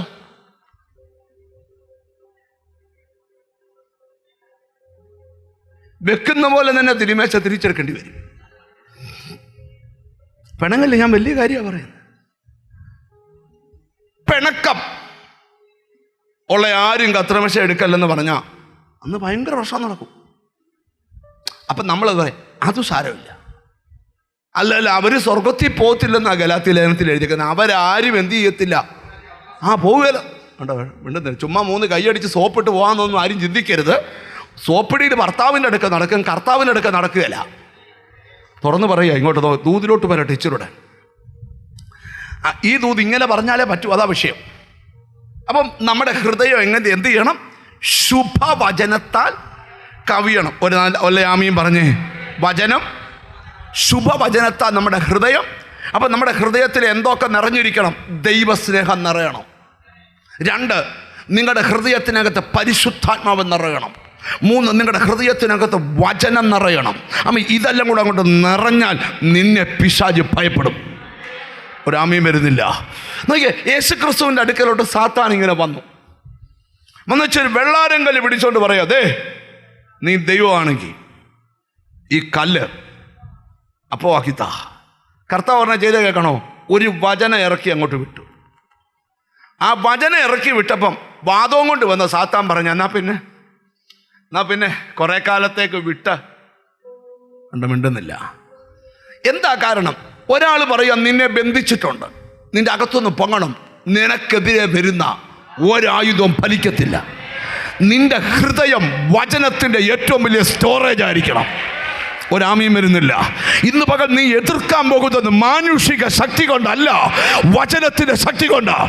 വചനമെന്ന് പറഞ്ഞാൽ ആദിയിൽ വചനമുണ്ടായിരുന്നു, വചനം ദൈവത്തോടു കൂടിയായിരുന്നു, വചനം ദൈവമായിരുന്നു. ഒരു നല്ല ഹല്ലേലൂയ പറഞ്ഞാട്ട്. ഇവിടെ ഇരിക്കുന്ന ചിലരോട് ദൂത് പറയാം, നിന്റെ ഏതു ബന്ധനങ്ങളെയും അഴിക്കുന്നത് വചനമാണ്. അഴിക്കുന്നത് എങ്ങനെയാണെന്നൊക്കെ പിന്നൊരു ഭാഗത്തേക്ക് വരാം. അപ്പോൾ യേശുക്രിസ്തുവിൻ്റെ അടുക്കൽ സാത്താൻ വന്നേച്ചു പറഞ്ഞു, നീ ദൈവപുത്രനാണ്, ഈ കല്ലൊന്ന്. ഞാൻ ഓർക്കുവാണേ, ഈ എങ്ങാണം കർത്താവ് കല്ലപ്പമാകാൻ പറഞ്ഞായിരുന്നല്ലോ,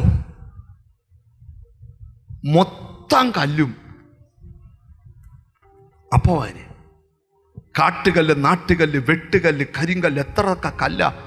വീടൊക്കെ വട്ടയപ്പം കൊണ്ട് കെട്ടേണ്ടി വന്നേ. സാത്താൻ പുതിയ അടവുമായിട്ട് വന്നേക്കുക. അപ്പോൾ യേശു ചിരിച്ചോണ്ട് പറഞ്ഞൊരു കാര്യമുണ്ട്, ദേ സാത്താനെ, നിനക്ക് ഈ അപ്പം തിന്ന് വളരുന്ന പിള്ളേരെ അറിയത്തുള്ളൂ. ഞാൻ വന്നത് അതിനല്ല. വചനം തിന്ന് വളരുന്നൊരു ജനറേഷൻ ഉടനെ എഴുന്നേക്കും. അവർ നിനക്ക് ഭീഷണിയായിരിക്കും. വചനം പറഞ്ഞ് ജീവിക്കുന്ന, വചനം പറഞ്ഞ് രക്ഷപ്പെടുന്ന, വചനം. യെസ്, എത്ര പേർക്ക് അതിന് ആമീൻ പറയാൻ പറ്റും? ഇന്ന് ദൂത് ആശീർവാദം പറയുന്നത് നിന്റെ അകത്ത് ആ വചനത്തിൻ്റെ നിറവുണ്ടാകണം. നീ എഴുന്നേറ്റ് നിന്നാൽ, വചനം പറയാൻ തുടങ്ങിയാൽ, വചനം പ്രസംഗിക്കാൻ തുടങ്ങിയാൽ, വചനം പറയാൻ തുടങ്ങിയാൽ പിശാചിന് നീ ഒരു ഭീഷണിയായിരിക്കും. ഓ യേശുവിൻ്റെ നാമത്തിൽ. അങ്ങനെയാണെങ്കിൽ നിന്റെ അകത്ത് ആ വചനം നിറഞ്ഞു നിൽക്കണം. ഇനി കർത്താവ് പഠിപ്പിച്ചൊരു കാര്യം നിങ്ങൾ കേട്ടെ, അത് നിങ്ങൾ ബൈബിളിൽ നിന്ന് വായിക്കണം. സ്തോത്രം. യോഹന്നാന്റെ സുവിശേഷം എടുത്തേ. യോഹന്നാന്റെ സുവിശേഷം, ഹല്ലേലൂയ, 15-ാം അധ്യായത്തിൻ്റെ 7-ാമത്തെ വചനം എടുത്താട്ടെ. John chapter 15:7. നിങ്ങൾ എന്നിലും എന്റെ വചനം നിങ്ങളിലും വസിച്ചാൽ നിങ്ങൾ ഇച്ഛിക്കുന്നത് എന്തെങ്കിലും അപേക്ഷിപ്പീൻ, അത് നിങ്ങൾക്ക് കിട്ടും. നിങ്ങൾ പ്രാർത്ഥിക്കുന്നത് നിങ്ങൾക്ക് കിട്ടണമെങ്കിൽ എൻ്റെ വചനം നിങ്ങളിൽ വസിക്കണം. ഒരു നല്ല ഹല്ലേലൂയ പറഞ്ഞാട്ട്. വീണ്ടും ഞാൻ പറയുന്നു, ഒരു ഫ്ലൈറ്റ് ലാൻഡ് ചെയ്യണമെങ്കിൽ ഒരു റൺവേ വേണം. ദൈവത്തിന് സ്തോത്രം. ഒരു ട്രെയിൻ ഓടണമെങ്കിൽ ഒരു റെയിൽവേ ട്രാക്ക് വേണം. ദൈവത്തിന് സ്തോത്രം. ഒരു കാർ ഓടണമെങ്കിൽ റോഡ് പോകണം. നിന്റെ ലൈഫിൻ്റെ ഏറ്റവും വലിയ അടിസ്ഥാനമാണ് വചനം. ആ വചനത്തിൻ്റെ മണ്ടയ്ക്കാണ് സകലതും വന്നിറങ്ങുന്നത്. ഇന്ന് ഇവിടെ ഇരിക്കുന്ന ചിലരോട് ഞാൻ ദൂത് പറയാം, ഹല്ലേലൂയ, വചനം നിന്നിൽ വസിച്ചാൽ നീ പ്രാർത്ഥിക്കുന്ന പോലെ ദൈവം ചെയ്യും. ഓ എത്ര പേര് ആമീൻ പറയാൻ പറ്റും? ലബാരം, നിന്റെ അകത്തെ ആ വചനത്തിൻ്റെ ശൂന്യാവസ്ഥ മാറട്ടെ. ഹൃദയം എംഡിയായി കിടക്കുന്ന ആ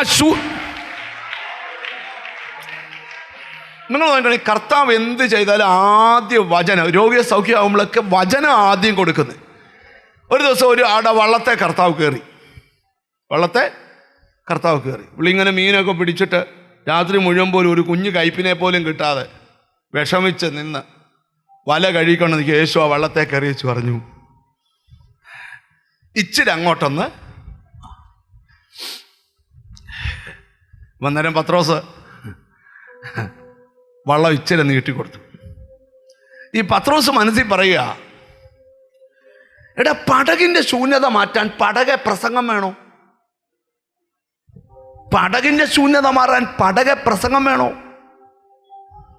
ഒരു ശുശ്രൂഷയും ഒരു പ്രസംഗവും ഒരു വചനവും ഒക്കെ നിന്റെ ലൈഫിൽ എവിടെ ശൂന്യത വരുത്തിയോ ആ ശൂന്യതയുടെ മറുപടിയെ തടുത്തു കൂട്ടുന്നതാ വചനം. കാണുന്ന തലത്തിലെ വചന ശുശ്രൂഷ കാണാത്ത തലത്തിലെ നന്മകളെ തടുത്തുകൂട്ടി നീ ഇരിക്കുന്നിടത്ത് കൊണ്ടെത്തിക്കുന്നതാ വചനം. ഓ, ഇന്ന് ചിലരെ വചനം അയച്ച് സൗഖ്യമാകട്ടെ. ദൈവത്തിന്റെ വചനം അതിവേഗം ഓടുകയാ. കൈവിട്ടുപോയ നന്മ, കൈവിട്ടുപോയ അനുഗ്രഹം ഇന്ന് ദൈവ വചനം തടുത്തുകൂട്ടി.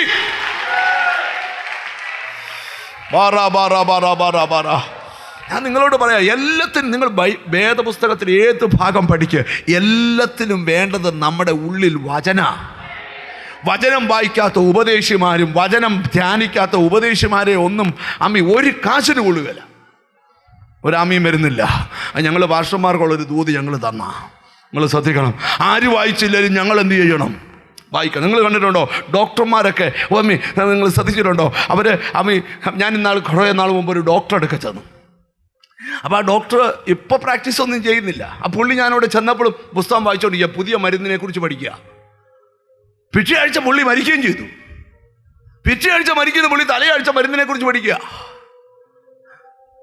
നമ്മുടെ ക്രിസ്തുവിൽ നിദ്ര കൊണ്ട ജോസഫ് സാറ്, സ്തോത്രം, ഒരു ദിവസം ഞാൻ അവരുടെ വീട്ടിൽ ചെന്നപ്പോൾ പുള്ളി ബെഡേ കിടക്കുക, അപ്പോഴും പുള്ളി പുസ്തകം വായിച്ചോണ്ടിരിക്കുക. എന്തിനാ? വചനം ധ്യാനിക്കുന്ന ഒരാള് എപ്പോൾ വരെ ധ്യാനിക്കണം? മരിക്കുന്നതിന് 1 മിനിറ്റ് മുമ്പേ വരെ ധ്യാനിക്കണം. ഒരാമയും വരുന്നില്ല. ഇതൊരാഴ്ചക്കാലം ഒരു കമ്മിറ്റ്മെൻറ്റാ, അല്ലാതെ ദൈവത്തിന് സ്വന്തം ഒരാഴ്ചത്തെ ഇടപാടല്ല. ഈ വചനം വിട്ട് നമുക്ക് ജീവിക്കാൻ പറ്റത്തില്ല. ചിലരൊക്കെ ചോദിക്കും, ഇവനൊക്കെ വല്ല കൈവശം കൊടുത്ത് ഞങ്ങളുടെ അകത്ത് വന്നേക്കുന്ന ഒന്ന് വചനമാണ്. എത്ര പേര് അതിന് ആമയും പറയാൻ പറ്റും? ഞാൻ ഇച്ചിരൂടെ കയറി ഒരു ദൂതൂടെ പറയട്ടെ. എന്നോട് ദൈവത്തിൻ്റെ ആത്മാവ് പറയുക, ചിലതിനെ എതിർക്കാൻ നിന്റെ അകത്ത് അഭിഷേകം തരിക. കർത്താവ് പറയുക, എൻ്റെ വചനം നിങ്ങളിൽ വസിച്ചാൽ നിങ്ങൾ പ്രാർത്ഥിക്കുന്നത് എന്തും ചെയ്തു തരും. ഓ ഹല്ലേലൂയ! അങ്ങനെയാണ് നിങ്ങളുടെ അകത്ത് വചനം വസിക്കട്ടെ. നിങ്ങളുടെ അകത്ത് യേശുവിൻ്റെ എസെക്കിയേലിന് തിന്നുവാൻ ചുരുള് കൊടുത്ത പോലെ, യിരെമ്യാ പറയാം, നിന്റെ വചനം ഞാൻ കണ്ടെത്തി ഭക്ഷിച്ചിരിക്കുന്നു. ഇയ്യോബ് പറയുന്നത് ആഹാരത്തെക്കാൾ വലുതാണ്.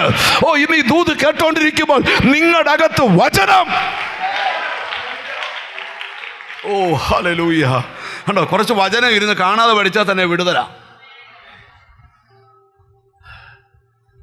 വചനം കാണാൻ പഠിക്കാൻ താല്പര്യമുള്ളവരെന്ന് കൈ നോക്കി പിടിക്കോ. താല്പര്യമുള്ളവർ ഇന്നോട്ട് തുടങ്ങണം. ഉൽപ്പത്തി മുതൽ വെളിപ്പാട് വരെ പുസ്തകക്രമം കാണാതെ അറിയാവുന്നവരെന്ന് കൈ വെക്കാവോ? നാണം കേട്ട് 4, 3, 7 പേര്. താല്പര്യമോ, പക്ഷെ പറ്റുന്നില്ല ബ്രദറെ. നീ മനസ്സ് വെച്ച എല്ലാം നടക്കും. ഹല്ലേലൂയ! ദൂതിലോട്ട് വരിക. അപ്പൊ വചനമുള്ളിൽ ബ്രദറെ വെള്ളം കേൾക്കാമെന്ന് വിചാരിച്ചാ ഞങ്ങൾ വന്നിരിക്കുന്നത്. പക്ഷെ ഇവിടുന്ന് ഇറങ്ങുമ്പോൾ എല്ലാം അങ്ങ് ചേമ്പലപ്പുറത്തെ വെള്ളം പോലെ അങ്ങ് ഒരു ബുക്ക് കൊണ്ടുവരികയില്ല, ഒരു പേന കൊണ്ടുവരികയില്ല, ഒരു ബൈബിള് കൊണ്ടുവരികയില്ല, ഒന്നും വില മെമ്മറി നിൽക്കും. യോഗം കഴിഞ്ഞ് ചോദിക്കും എന്തുവാ നാളെ തൊട്ടൊരു ബുക്കുമായിട്ട് വന്നിരുന്ന് എഴുതിക്കൊണ്ട് അങ്ങിരിക്കണമെന്നല്ല. ഞാൻ സ്തോത്രം, ഒരിക്കൽ ഞാൻ നോക്കുമ്പോൾ ഒരു വലിയ ബുക്ക് കൊണ്ട് ഒരാൾ വന്നിരുന്ന് ഫുൾ അങ്ങ് എഴുതുക. എഴുതി 5, 6 പേജ് ഇരുന്ന് എഴുതുക. നമ്മുടെ ഇവിടെ തന്നെയാണ്. ഒരു ദിവസം എൻ്റെ മുമ്പിൽ കിട്ടിയപ്പോൾ ഞാൻ ചോദിച്ചു, എഴുതിയല്ലോ ഒന്ന് വായിക്കാമെന്ന് ചോദിച്ചു. വായിക്കാൻ പിടി കിട്ടുന്നില്ല. പിന്നെ ഇതിനെ എഴുതിയേ. ശ്രദ്ധിച്ച് കേൾക്കണം. നമ്മൾ ഈ അഭിനയം ഒന്നും കർത്താവിൻ്റെ അടുക്ക വില പോകത്തില്ല. നിനക്ക് എന്തുമാത്രം ബുദ്ധിയുണ്ട്, ജ്ഞാനമുണ്ട്, ഇതൊക്കെ ദൈവം തന്നേക്കുന്ന ബുദ്ധി. അപ്പം നിങ്ങൾ പറയും, എൻ്റെ വചനം നിങ്ങളിൽ വസിച്ചുകൊണ്ട് നിങ്ങൾ എന്ത് പ്രാർത്ഥിച്ചാലും നിങ്ങൾക്ക് ലഭിക്കും. ഞാനിവിടെ ഇരിക്കുന്ന ചിലരോട് പറയുക, പൗലോസ് പറയുക, ഞാൻ കർത്താവിൽ നിന്ന് പ്രാപിക്കുക. എന്താ വചനം? ദൂത് നിങ്ങൾക്ക് തരാൻ പോകുന്നത് മനുഷ്യരിൽ നിന്നുള്ളതല്ല, ദൈവത്തിൽ നിന്നുള്ളതാ. എത്ര പേര് അതിന് ആമീൻ പറയാൻ പറ്റും? എനിക്കറിയാം, ചില വീടുകൾക്കകത്ത് വചനത്താൽ വിടുതൽ നടക്കാൻ പോവുക. നിന്റെ കുടുംബത്തിനകത്ത് കൈവിട്ടു പോയ പല നന്മകളെ വചനം തടുത്തു കൂട്ടിക്കൊണ്ടുവരും. ഇതുവരെ ഇല്ലാത്തൊരു നിറവ്, ഇതുവരെ ഇല്ലാത്തൊരു നിറവ്. എസെക്കിയേലിനെ ഒഴിക്കല്ല, യഹോവയുടെ കൈയെടുത്തൊരു താഴ്വരെ കൊണ്ട് നിർത്തിയാൽ ചോദിച്ചു, ആ ചെതറിക്കിടക്കുന്ന അസ്ഥി ഇസ്രായേൽ മക്കളുടെ ആത്മീകമായ ദൈവത്തിന് സ്തോത്രം പ്രത്യാശയില്ലായ്മയാ കാണിക്കുന്നത്. മനുഷ്യപുത്ര, ഈ അസ്ഥി അവൻ പറഞ്ഞു, യഹോവേ നീ അറിയുന്നെന്ന് പറഞ്ഞു. അവനോട് പറയാ, ഈ അസ്ഥിയോട് വചനം പറ. ചാകാൻ കിടക്കുന്നവനോട് ഞങ്ങൾക്ക് ദൂതും ആ വചന. കല്യാണം കഴിക്കാൻ പോകുന്നതിനോട് ഞങ്ങൾക്ക് പറയാനുള്ള വചന, വഴിവിട്ട നിന്നോട് ഞങ്ങൾക്ക് പറയാനുള്ള വചന. ഇവിടെ ഇരിക്കുന്ന ചിലരോട് ഞാൻ പറയാം, ഞങ്ങൾക്ക് കോമഡി പറയാൻ അറിയത്തില്ല, കുറ്റം പറയാൻ അറിയത്തില്ല, വചനം പറയാൻ അറിയാം. ഞാനിന്ന് ഇവിടെ ഇരിക്കുന്ന ചിലരോട് ദൂത് പറയാം, നിന്റെ അകത്ത് നിന്നെ വചനത്തിൽ നിന്ന് കുളിപ്പിക്കണം, നിന്നെ വചനം ഇന്ന് കുടിപ്പിക്കണം. ഞാനിവിടെ ഇരിക്കുന്ന ചിലരോട് ദൂത് പറയുക, നിനക്കെതിരെ വരുന്ന സകല ശരയമ്പുകളെ യേശുവിൻ്റെ നാമത്തിൽ ചിലരുടെ ബുദ്ധിമണ്ഡലത്തിൽ, ഓർമ്മ മണ്ഡലത്തിൽ ദൈവവചനം സ്ഥാനം പിടിക്കുക. അല്പനേരം യേശുവിൻ്റെ നാമത്തിൽ ആ വചനത്തിന്റെ ശക്തി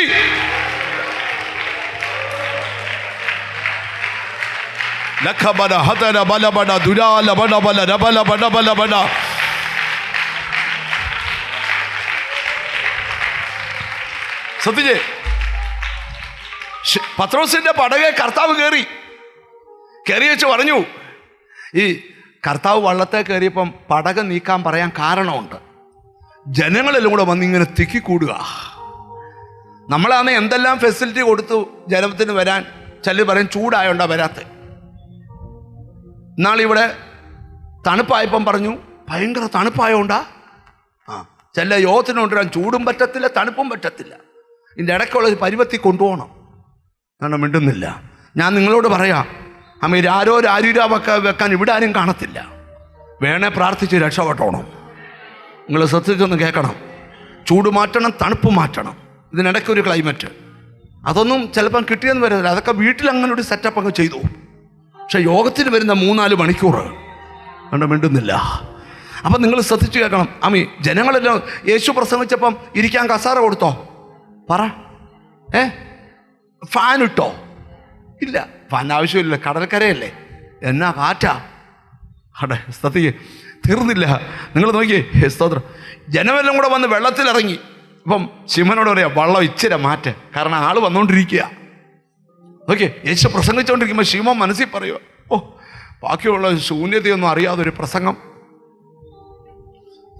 നിനക്ക് നല്ല വീട് വന്നിട്ട് ഇന്ന് വരെ തമ്പുരാന് പ്രസംഗിക്കാൻ ഒരു വേദി കൊടുത്തിട്ടുണ്ടോ? അവിടെ വിടുന്നില്ല. എൻ്റെ ബ്രദറെ, ആരാധനയ്ക്ക് വരുമ്പം ഭയങ്കര അഭിഷേകമാണ്. വീട്ടിൽ ചെല്ലുമ്പോൾ ഞങ്ങളെ അങ്ങ് പുകയുക. ഈ പുകച്ചിൽ മാറണം. കണ്ടോ, നിന്റെ പുകച്ചിലും നിന്റെ ചുറ്റലും എല്ലാം മാറണം. നിന്റെ വീട്ടിൽ വചനം വെളിപ്പെടണം. ഞാൻ എൻ്റെ വീട്ടിൽ എല്ലാ ബുധനാഴ്ചയും പ്രാർത്ഥന വെച്ചിട്ടുണ്ട്. നാളെ ഒരാൾ എന്നോട് ചോദിച്ചു, പുതിയ ചർച്ച കയറുമ്പോൾ ഉണ്ടോ? ഞാനത് മാറ്റുകയല്ല. നിങ്ങളാരും മിണ്ടുന്നില്ലല്ലോ. നിങ്ങളും വെച്ചോ നിങ്ങളുടെ വീട്ടിൽ. ഏറിയ പാർശ്വമായി ചുമ്മാ നിൽക്കുക, വിളിച്ച് യോഗം വെച്ചോ. ഇവിടെ മിണ്ടുന്നില്ല. പക്ഷെ ചെലവാ. എൻ്റെ വീട്ടിൽ യോഗം വെച്ചിട്ട് കടുങ്കാപ്പി പോലും ഞാൻ കൊടുക്കുന്നില്ല. ഇവിടെ മിണ്ടുന്നില്ല. കാപ്പിയും ചായയൊക്കെ ഞങ്ങൾക്ക് വീട്ടിലുണ്ടെന്നേ, അതല്ല ഇവിടെ വിഷയം. നിങ്ങൾ മിണ്ടുന്നില്ലല്ലോ. കഞ്ഞി കൊടുത്തോണ്ടോ ആഹാരം കൊടുത്തോണ്ടോ ഒന്നും യോഗം നടക്കത്തില്ല. അതല്ല വലുത്. ഇവിടെ സ്പിരിച്വൽ ഫുഡാ.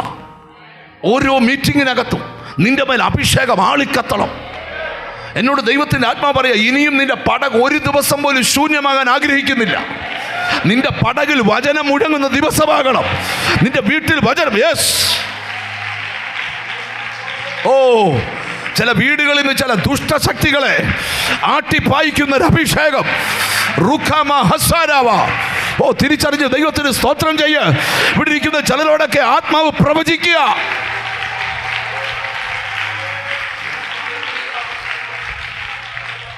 ഒറ്റ യോഗം ചൊവ്വേ നിന്റെ വീട്ടിൽ നടന്നാൽ നിന്റെ വീടിന് വിടുതല. അത് വെക്കാൻ സാത്താൻ സമ്മതിക്കുകയില്ല.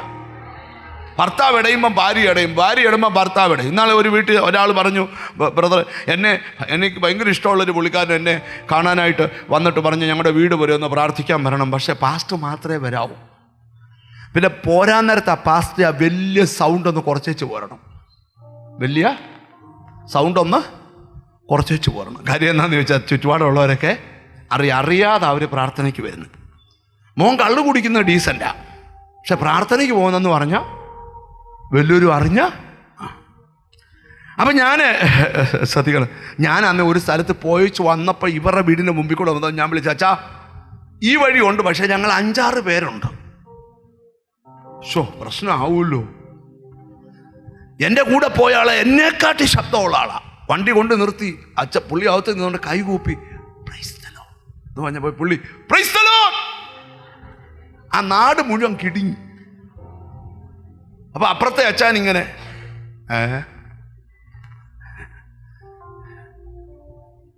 പിന്നെ പാടാനിരുന്നതല്ലയോ ഒരു പാട്ട്. പാട്ടെന്ന് പറഞ്ഞാൽ ഇടിവെട്ടാരാധന. നമ്മൾ പ്രേയറെല്ലാം കഴിഞ്ഞ് ഇറങ്ങി വന്നപ്പോൾ മിറ്റം നിറച്ച ആൾ അപ്പുറത്തെ ഇപ്പുറത്തെ വീട്ടുകാരെല്ലാം വന്നേക്കുക. വന്നപ്പം ഇവരെല്ലാം നമ്മുടെ TV ശുശ്രൂഷ കാണുന്നവരാ. പിന്നെ സിറ്റ് ഔട്ടിൽ നിർത്തി ഒരു പ്രാർത്ഥനയോടെ വന്നവർക്ക് വേണ്ടി. ഇപ്പം അച്ഛൻ പറയുന്നേ, ഹോ ഇനി എന്നാ ഒന്ന് വരുന്നത്? ഞാൻ പറഞ്ഞു ഇപ്പം സൗകര്യമില്ല. നിങ്ങളാരും മിണ്ടുന്നില്ല. എന്താ ഇവിടുത്തെ വിഷയം മനസ്സിലായോ? എടാ, നിന്റെ ആത്മീയം മാത്രം ആരും അറിയും. നീ ഏത് പുസ്തകത്തിൽ നിന്നാ പഠിച്ചത്? സാത്താന്റെ പുസ്തകം 46 33 വാക്യത്തിൽ നിന്നാ പഠിച്ചത്? ദൈവത്തിന്റെ വചനത്തിലില്ല. നീ ദൈവത്തെ വിളിക്കുന്നെങ്കിൽ തൻ്റെ അടുത്തോടെ പറയണം, ഞാൻ ദൈവത്തെ സേവിക്കുന്ന ഒരു മകനാണ്. ദൈവത്തെ സേവിക്കുന്നവരും സേവിക്കാത്തവരും തമ്മിൽ വ്യത്യാസമുണ്ട്. യഹോവ ഭക്തന്മാർ തമ്മിൽ തമ്മിൽ സംസാരിച്ചു. യഹോവ ശ്രദ്ധ വെച്ച് കേട്ടു. തിരിച്ചറിഞ്ഞ് ദൈവത്തിന് സ്തോത്രം ചെയ്യുക. നീ ദൂത് പറഞ്ഞുകൊണ്ടിരിക്കുമ്പോൾ ചിലരോട് ഞാൻ പറയാം, നിന്റെ അകത്ത് ഇതൊക്കെ പറയണേ വചനം വേണം. അല്ലെങ്കിൽ നീ ഒടിഞ്ഞു കുത്തി ഒരു കട്ടിലേക്ക് കിടക്കും. പാസ്റ്ററെ ബന്ധനമാ, പാസ്റ്ററെ പോരാട്ടമാ, പാസ്റ്ററെ കെട്ടാ എന്നൊക്കെ നീ പറഞ്ഞുകൊണ്ടിരിക്കുന്ന രഹസ്യം നിന്റെ അകത്ത് വേടില്ലാത്തോണ്ടാ. നിന്റെ അകത്ത് വചനം ഉണ്ടെങ്കിൽ നിന്നോട് അടുക്കാൻ സാത്താൻ ഭയപ്പെടും. നീ അവനൊരു ഭീഷണിയാ. ഇന്ന് പിടിക്കുന്ന ചിലരോട്, ലൈവിൽ കാണുന്ന ചിലരോട് ഞാൻ പ്രവചിച്ചു പറയുക, ആർക്കും അണയ്ക്കാൻ വയ്യാത്ത വചനമെന്ന തീ.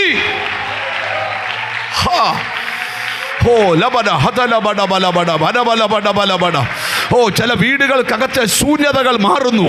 ചില കുടുംബത്തിനകത്തെ ശൂന്യതകൾ മാറുന്നു. ചില തലമുറയുടെ ശൂന്യതകൾ മാറുന്നു.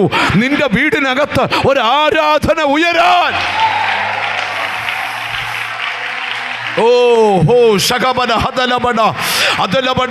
അല്പനിമിഷം ദൈവത്തിന് സ്തോത്രം ചെയ്തേ. സാത്താനെ നീ ജയിക്കാൻ പോകുകയാ. അവന്റെ തന്ത്രങ്ങളെ ജയിക്കാൻ പോകുകയാ. അവന്റെ ബന്ധനങ്ങളെ അഴിക്കാൻ പോകുകയാ. യെസ്,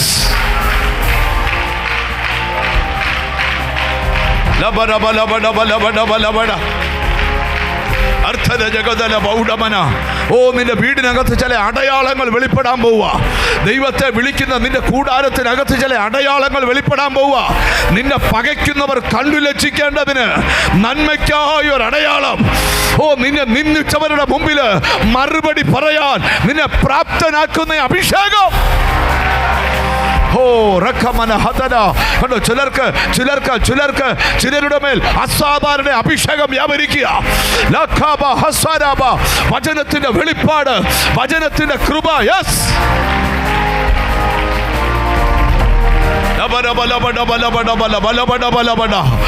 ഈ ദൂത് തീരുന്നതിന് മുമ്പ് നിന്റെ ബന്ധനങ്ങൾ അഴിയും. നിന്റെ ബന്ധനങ്ങൾ അഴിയും. സാത്താന്റെ ബന്ധനങ്ങളെ അഴിപ്പാനാണ് ദൈവപുത്രൻ പ്രത്യക്ഷനായത്. ആരോഗ്യത്തെ ബന്ധിച്ച ബന്ധനം, കുടുംബത്തെ ബന്ധിച്ച ബന്ധനം, കുടുംബജീവിതത്തെ ബന്ധിച്ച ബന്ധനം, ഓർമ്മയെ ബുദ്ധിയെ ബന്ധിച്ച ബന്ധനം, അത് തകിടിലെ ബന്ധനം, അത് ചരടിലെ ബന്ധനം. അല്പനിമിഷങ്ങൾ ദൈവത്തിന് സ്തോത്രം ചെയ്തേ. ലോരോ ഹൊസ ഇന്നിവിടെ സ്തോത്രം ചെയ്യുമ്പോൾ ചണനൂല് കരിയുന്ന പോലെ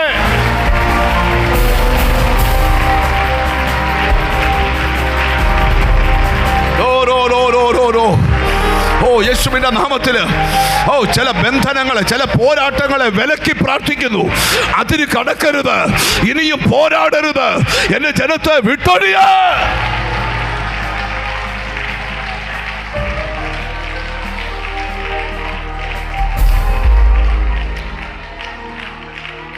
നിങ്ങൾ എന്നെ ശ്രദ്ധിച്ച വളരെ വിലപ്പെട്ട മിനിറ്റുകളാണ്. നിങ്ങൾക്ക് വീട്ടിൽ ചെന്ന് ഈ ദൂത് ഒന്നുകൂടെ കേൾക്കണമെങ്കിൽ യൂട്യൂബിൽ കയറി കേൾക്കണം. ഇതിന്റെ കണ്ടിന്യൂവേഷൻ കർത്താവിനെ അനുവദിച്ചാൽ ഞായറാഴ്ച ഇതിന്റെ ബാക്കി പറയും. സാധാരണ ഉപവാസ പ്രാർത്ഥനയില്ല പറയണ്ടേ, പക്ഷെ ഈ ഞായറാഴ്ച ഇത് പറഞ്ഞേ പറ്റൂ. കാരണം എന്താണെന്നറിയാം, നീ എങ്ങനെയാണ് ബന്ധിക്കപ്പെടുന്നത്, നിന്റെ ബന്ധനം എങ്ങനെയാണ് അഴിയപ്പെടുന്നത്. അല്പ ദിവസത്തിനുള്ളിൽ നീ എഴുതിയിട്ടു, നിന്റെ ബന്ധനങ്ങൾ അഴിയുന്നത് നീ കാണും. നിന്റെ സന്തതിയുടെ ബന്ധനങ്ങൾ അഴിയുന്നത് നീ കാണും. നിന്റെ ഭാവിയുടെ മുമ്പിൽ നിൽക്കുന്ന ബ്ലോക്ക്, ചില അത്ഭുതകരമായ വാർത്ത.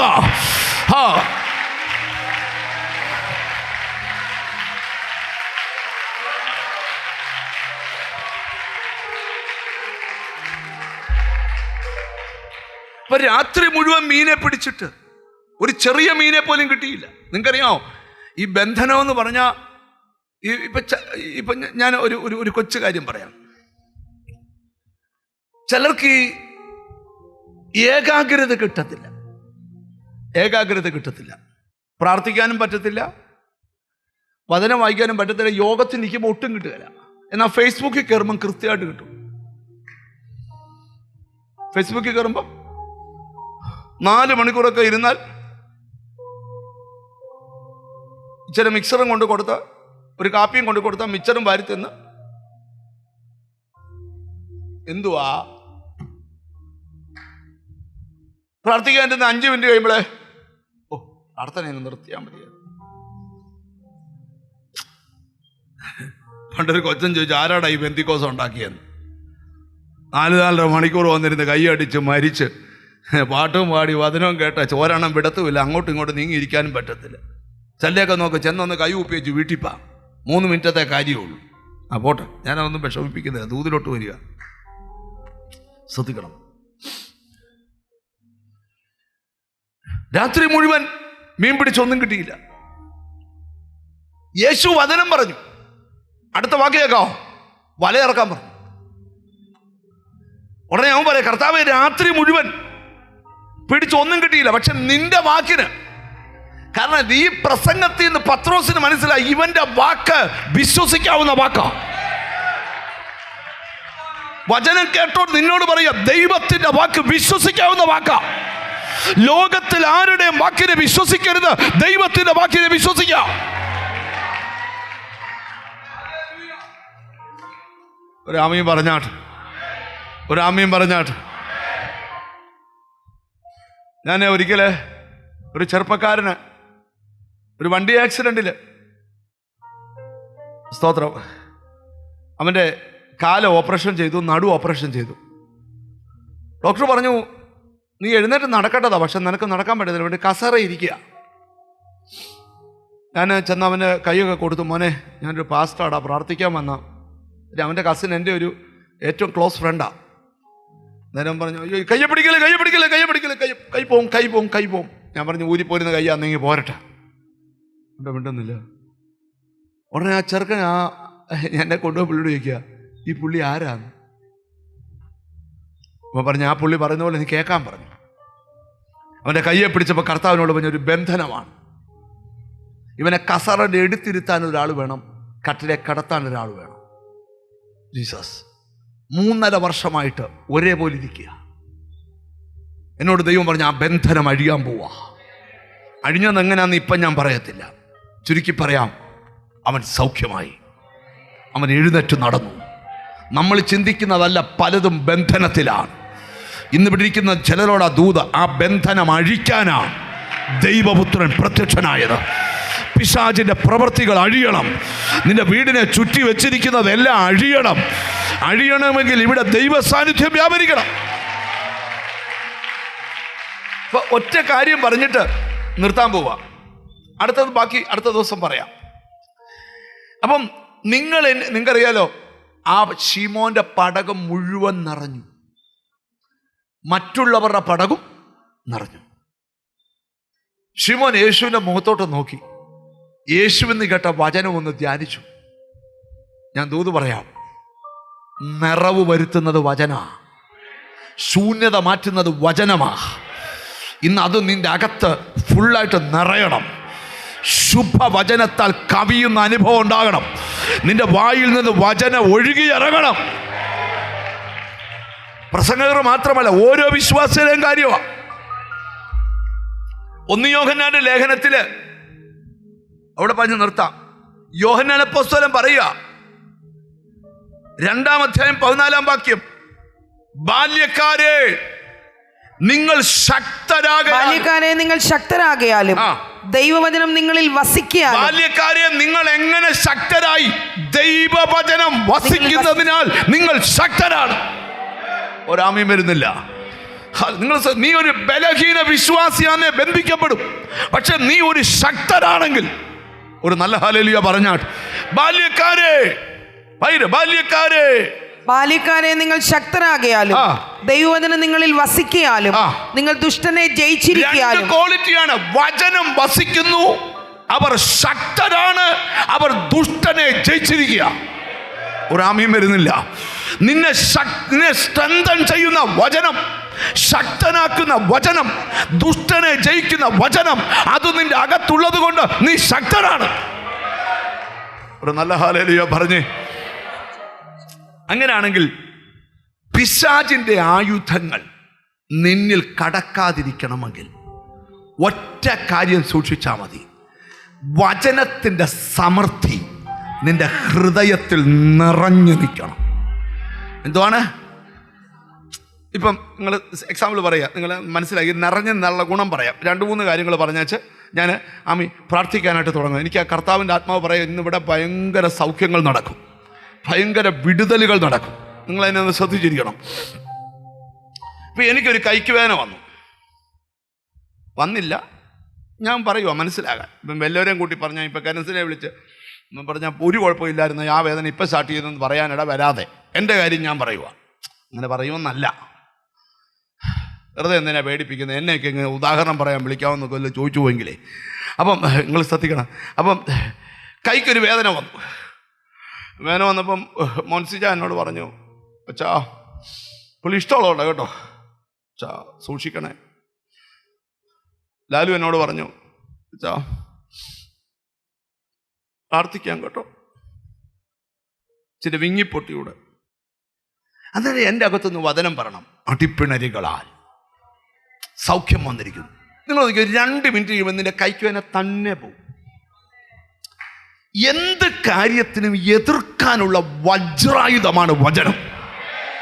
ഒരാമയും വരുന്നില്ല. ഞാൻ ഇന്നിവിടെ ഇരിക്കുന്ന ചിലരോട് ദൂത് പറയാം, വചനം കൊണ്ട് ശത്രുവിനെ എതിർക്കണം.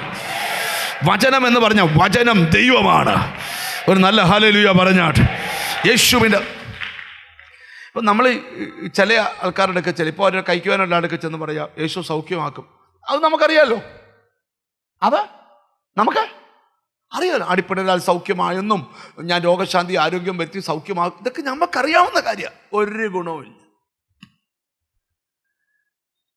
നമ്മൾ ഒരു സ്പിരിച്വൽ ലൈഫ് എന്ന് പറഞ്ഞാൽ, ഈ സ്പിരിച്വൽ ലൈഫിൻ്റെ ഏറ്റവും വലിയ പ്രാധാന്യത പറയാം, ലഭിക്കാൻ പോകുന്നത് ഏറ്റവും ശ്രേഷ്ഠമേറിയതാണ്. അതുകൊണ്ട് അവിടെ എത്തിക്കാതിരിക്കാൻ ഉള്ള ഫൈറ്റിംഗ് നമ്മളുള്ളത് മൊത്തം. ഒരാമയും വരുന്നില്ല. മടുപ്പിടുക, ക്ഷീണമിടുക, തളർച്ചയിടുക. ആൾക്കാർ പറഞ്ഞു, അയ്യോ അവിടെങ്ങും പ്രാർത്ഥനയ്ക്ക് പോകരുതേ, അയ്യോ വലിയ പ്രശ്നമാണ്. പിന്നെ എവിടെ പോകണം? ബാറിലോട്ട് പോക്കോ. ഇവിടെ മിണ്ടുന്നില്ല. എന്താ പ്രശ്നം? എല്ലാം നിന്റെ വിശ്വാസ ജീവിതത്തോടാ പ്രശ്നം. ഞാൻ നിങ്ങളോട് തുറന്നൊരു കാര്യം പറയാം. എതിർപ്പുകൾ നിനക്കൊണ്ടേ ഓർത്തോണം, നീ ജയിക്കാൻ തുടങ്ങിയിട്ടുണ്ട്. എൻ്റെ ശുശ്രൂഷയ്ക്ക് എതിരാളികൾ വന്ന അതിനർത്ഥം ശുശ്രൂഷ ഫലിക്കാൻ തുടങ്ങിയെന്നാ. ആരും ഒന്നും പറയുന്നില്ല, പോരാ. ഞാനിവിടെ ഇരിക്കുന്ന എനിക്ക് എതിർപ്പ് ഇഷ്ടമാണ്, എതിർക്കുന്നവരെ ഇഷ്ടമാണ്, എതിരാളികളെ ഇഷ്ടമാണ്. ഒരു എതിർപ്പ് എന്നെ തൊടുകയില്ല, അതെൻ്റെ വിശ്വാസമാണ്. ഒരാമയും പറഞ്ഞാട്ട്. എനിക്ക് എതിർക്കുന്നവനോട് വൈരാഗ്യമില്ല. കർത്താവേ അവൻ്റെ വീട് തകരണം ഇന്ന് വരെ പ്രാർത്ഥിച്ചിട്ടില്ല, മേലെ പ്രാർത്ഥിക്കത്തുമില്ല. എതിരാളികൾ എഴുന്നേക്കട്ടെ. ഹന്ന പറയും, ഒരു പെനീന ഇല്ലായിരുന്നേ സൗമലിനെ കിട്ടാൻ കുറച്ചുകൂടെ ലേറ്റായേനെ. വേണ്ട, മിണ്ടുന്നില്ല. പെനീന ഉള്ളതുകൊണ്ടാണ് ഞാൻ ചൊവ്വ പ്രാർത്ഥിക്കാൻ പഠിച്ചേ. കാരണം എന്താ? പെനീനയുടെ മുമ്പിൽ കൂടെ ഹന്നായുടെ മറുപടി നടന്ന് കളിക്കുക. ഹല്ലേലൂയ. പെനീന പറയുന്നൊരു കാര്യമുണ്ട്. അവക്കൊരു കൊച്ചു കിട്ടി. സാധാരണ കൊച്ചല്ല, ദാൻ മുതൽ ബെർശേബ വരെ വിശ്വസ്ത പ്രവാചകനായി ലോകത്തെ വിറപ്പിക്കുന്ന സൗമേൽ എഴുന്നേറ്റെങ്കിൽ അതിൻ്റെ പിമ്പിലൊരു പ്രയറാണ്. നിന്റെ ചുറ്റുപാട് നിനക്കെതിരായ ഓർത്തോളം നീ വിജയിച്ചു. ആരുടെയും വീട്ടിലില്ലാത്ത നന്മ നിന്റെ വീട്ടിൽ വന്ന ഓർത്തോളം നീ വിജയിച്ചു. ആരുടെ മക്കളുടെ ഇല്ലാത്ത അനുഗ്രഹം നിന്റെ മക്കൾക്ക് ലഭിച്ചാൽ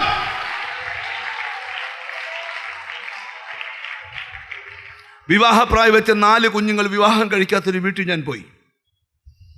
ഞാനിവിടെ പ്രാർത്ഥിക്കാൻ നിൽക്കുമ്പോൾ യേശു പറഞ്ഞു, കുഞ്ഞുങ്ങളുടെ വിവാഹം നടക്കാതിരിക്കുന്ന ബന്ധനങ്ങളുണ്ട്. ഞാൻ അവരോട് പറഞ്ഞു, നിങ്ങൾ കൂട്ടായി പ്രാർത്ഥിക്കണം, ഉപവാസം എടുക്കണം. അവർ ചോദിച്ചു എത്ര വെള്ളിയാഴ്ച എടുക്കണം? ഞാൻ പറഞ്ഞു, ഒരു വെള്ളിയാഴ്ച എടുത്താൽ മതി. വെള്ളി, ശനി, ഞായർ എടുക്കണം. നമ്മുടെ ഇടയിലുണ്ട് 13 വെള്ളിയാഴ്ച, 23 വെള്ളിയാഴ്ച, 41 വെള്ളിയാഴ്ച, 66 വെള്ളിയാഴ്ച, 86 വെള്ളിയാഴ്ച. അങ്ങനൊന്നും വേണ്ട, 3 ദിവസം ഉപവസിച്ചാൽ മതി. വേണ്ടുന്നില്ല. അവർ പറഞ്ഞു 3 വെള്ളിയാഴ്ച 7 വെള്ളി. ഞാൻ പറഞ്ഞ 3 വെള്ളിയാഴ്ച അല്ല, 3 ദിവസം അടുപ്പിച്ച് വേണം. അവർ 3 ദിവസം അടുപ്പിച്ച് പ്രാർത്ഥനയ്ക്ക് വന്നു. കർത്താവ് വിടുതൽ കൊടുത്തു. പിള്ളേരെല്ലാം കല്യാണം കഴിച്ചു. ഈ കഴിഞ്ഞിടെ അച്ഛനേക്കാളും വീട് നിറച്ച് പിള്ളേരും അമ്മയും മക്കളും മരുമക്കളും കൊച്ചുമക്കളും കൊണ്ട് ഇപ്പോൾ പുതിയ വീട് പണിയാൻ പോവുക. നിങ്ങളാരും മിണ്ടുന്നില്ല. നിന്റെ ബന്ധനത്തിനൊരു കാലാവധിയുണ്ട്. ഇന്ന് നീ തിരിച്ച് വീട്ടിൽ ചെല്ലുമ്പോൾ നിന്റെ ബന്ധനം അഴിഞ്ഞ വാർത്ത കേൾക്കണം. അഴിയുന്ന എങ്ങനെയാണെന്നൊക്കെ ഞാൻ വെളിപ്പെടുത്തി തരാം വചനത്തിലൂടെ. നീ കെട്ടപ്പെട്ട അവസ്ഥയിൽ കിടക്കുക, കുരുങ്ങി.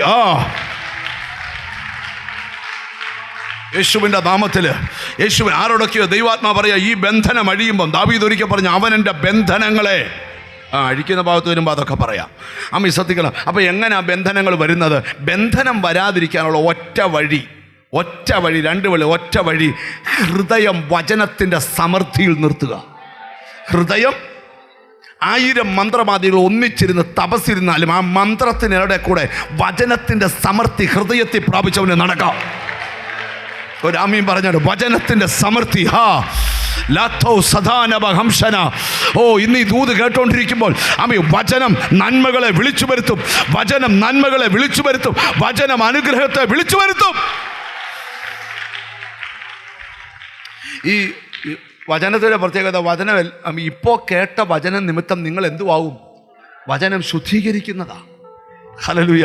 വചനം ഒരുത്തനെ പണിയുന്നതാ. ഞാൻ അവിടെ പറഞ്ഞു നിർത്തുക. ബാല്യക്കാരെ, നിങ്ങൾ ശക്തരാകിയാലും ദൈവവചനം നിങ്ങളിൽ വസിക്കുന്നതിനാലും ദുഷ്ടനെ നിങ്ങൾ ജയിച്ചിരിക്കുന്നതിനാലും ഹല്ലേലൂയ സ്തോത്രം നിങ്ങൾക്ക് എഴുതുന്നത്. ഇന്ന് ഇവിടെ ഇരിക്കുന്ന ചിലരോട് പറയാം, സാത്താൻ നമ്മളെ തോൽപ്പിക്കരുത്.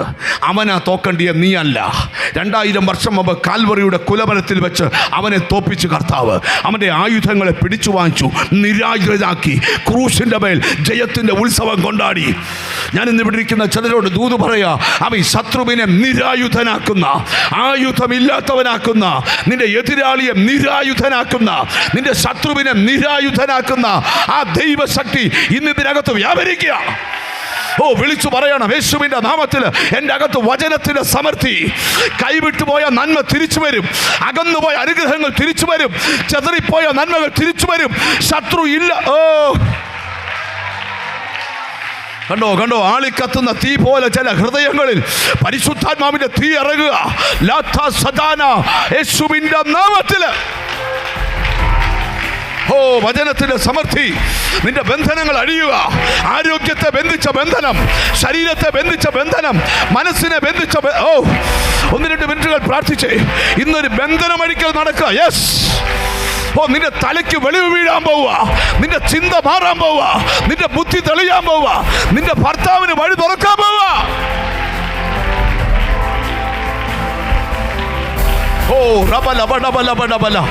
എനിക്ക് ആത്മാവിൽ കാണാം വർഷങ്ങളായി ബന്ധിക്കപ്പെട്ട് കിടക്കുന്ന ചിലര്. ആ ബന്ധനം അഴിഞ്ഞു പോവുക. നിന്റെ ഉറക്കത്തെ ബന്ധിച്ചിരിക്കുന്നു. നിന്റെ ഉണർവിനെ ബന്ധിച്ചേക്കുന്നു. നിന്റെ വിശ്വാസത്തെ ബന്ധിച്ചേക്കുന്നു. ഇന്ന് ആത്മാവ് പറയുക, അത് അഴിച്ചു വിട്ടേ പറ്റൂ. ജീസസ്. നീണ്ട വർഷങ്ങൾ, നീണ്ട കാലങ്ങൾ ഒരേപോലെ നിന്നെ ബന്ധിച്ചെങ്കിൽ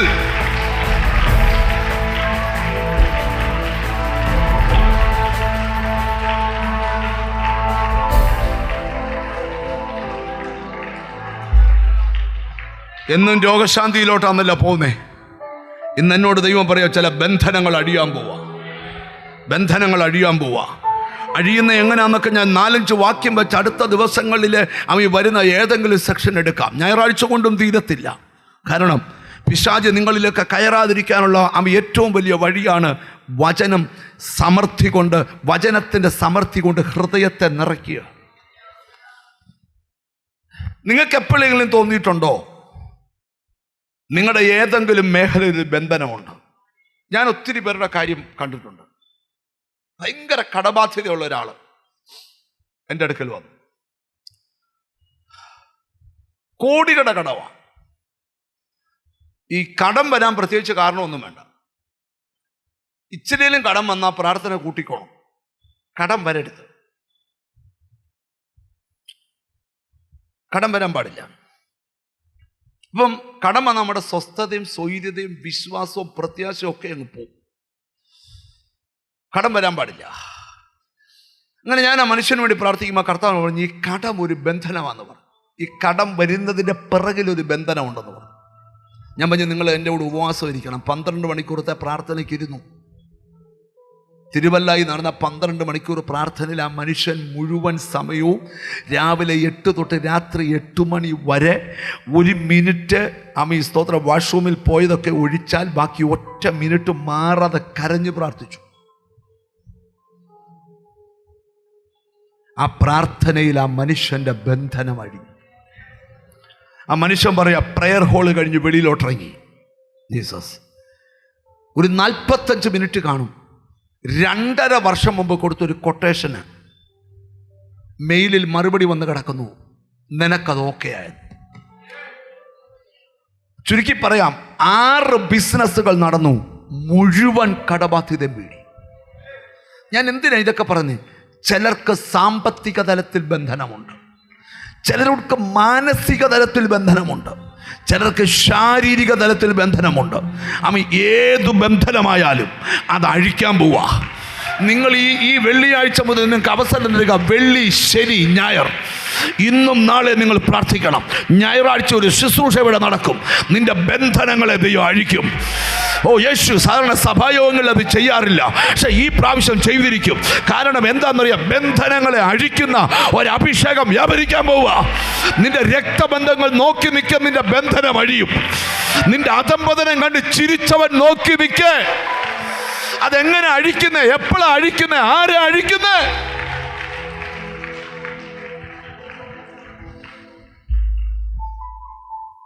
എൻ്റെ വചനം നിങ്ങളിൽ വസിച്ചാൽ നിങ്ങൾ വിശ്വസിക്കുന്ന, നിങ്ങൾ ഇച്ഛിക്കുന്നത് പോലെ നിങ്ങൾ പ്രാർത്ഥിക്കുന്നത് നിങ്ങൾക്ക് ലഭിക്കും. എല്ലാത്തിൻ്റെ അടിസ്ഥാനം നമ്മുടെ അകത്ത് വസിക്കേണ്ട വചനമാണ്.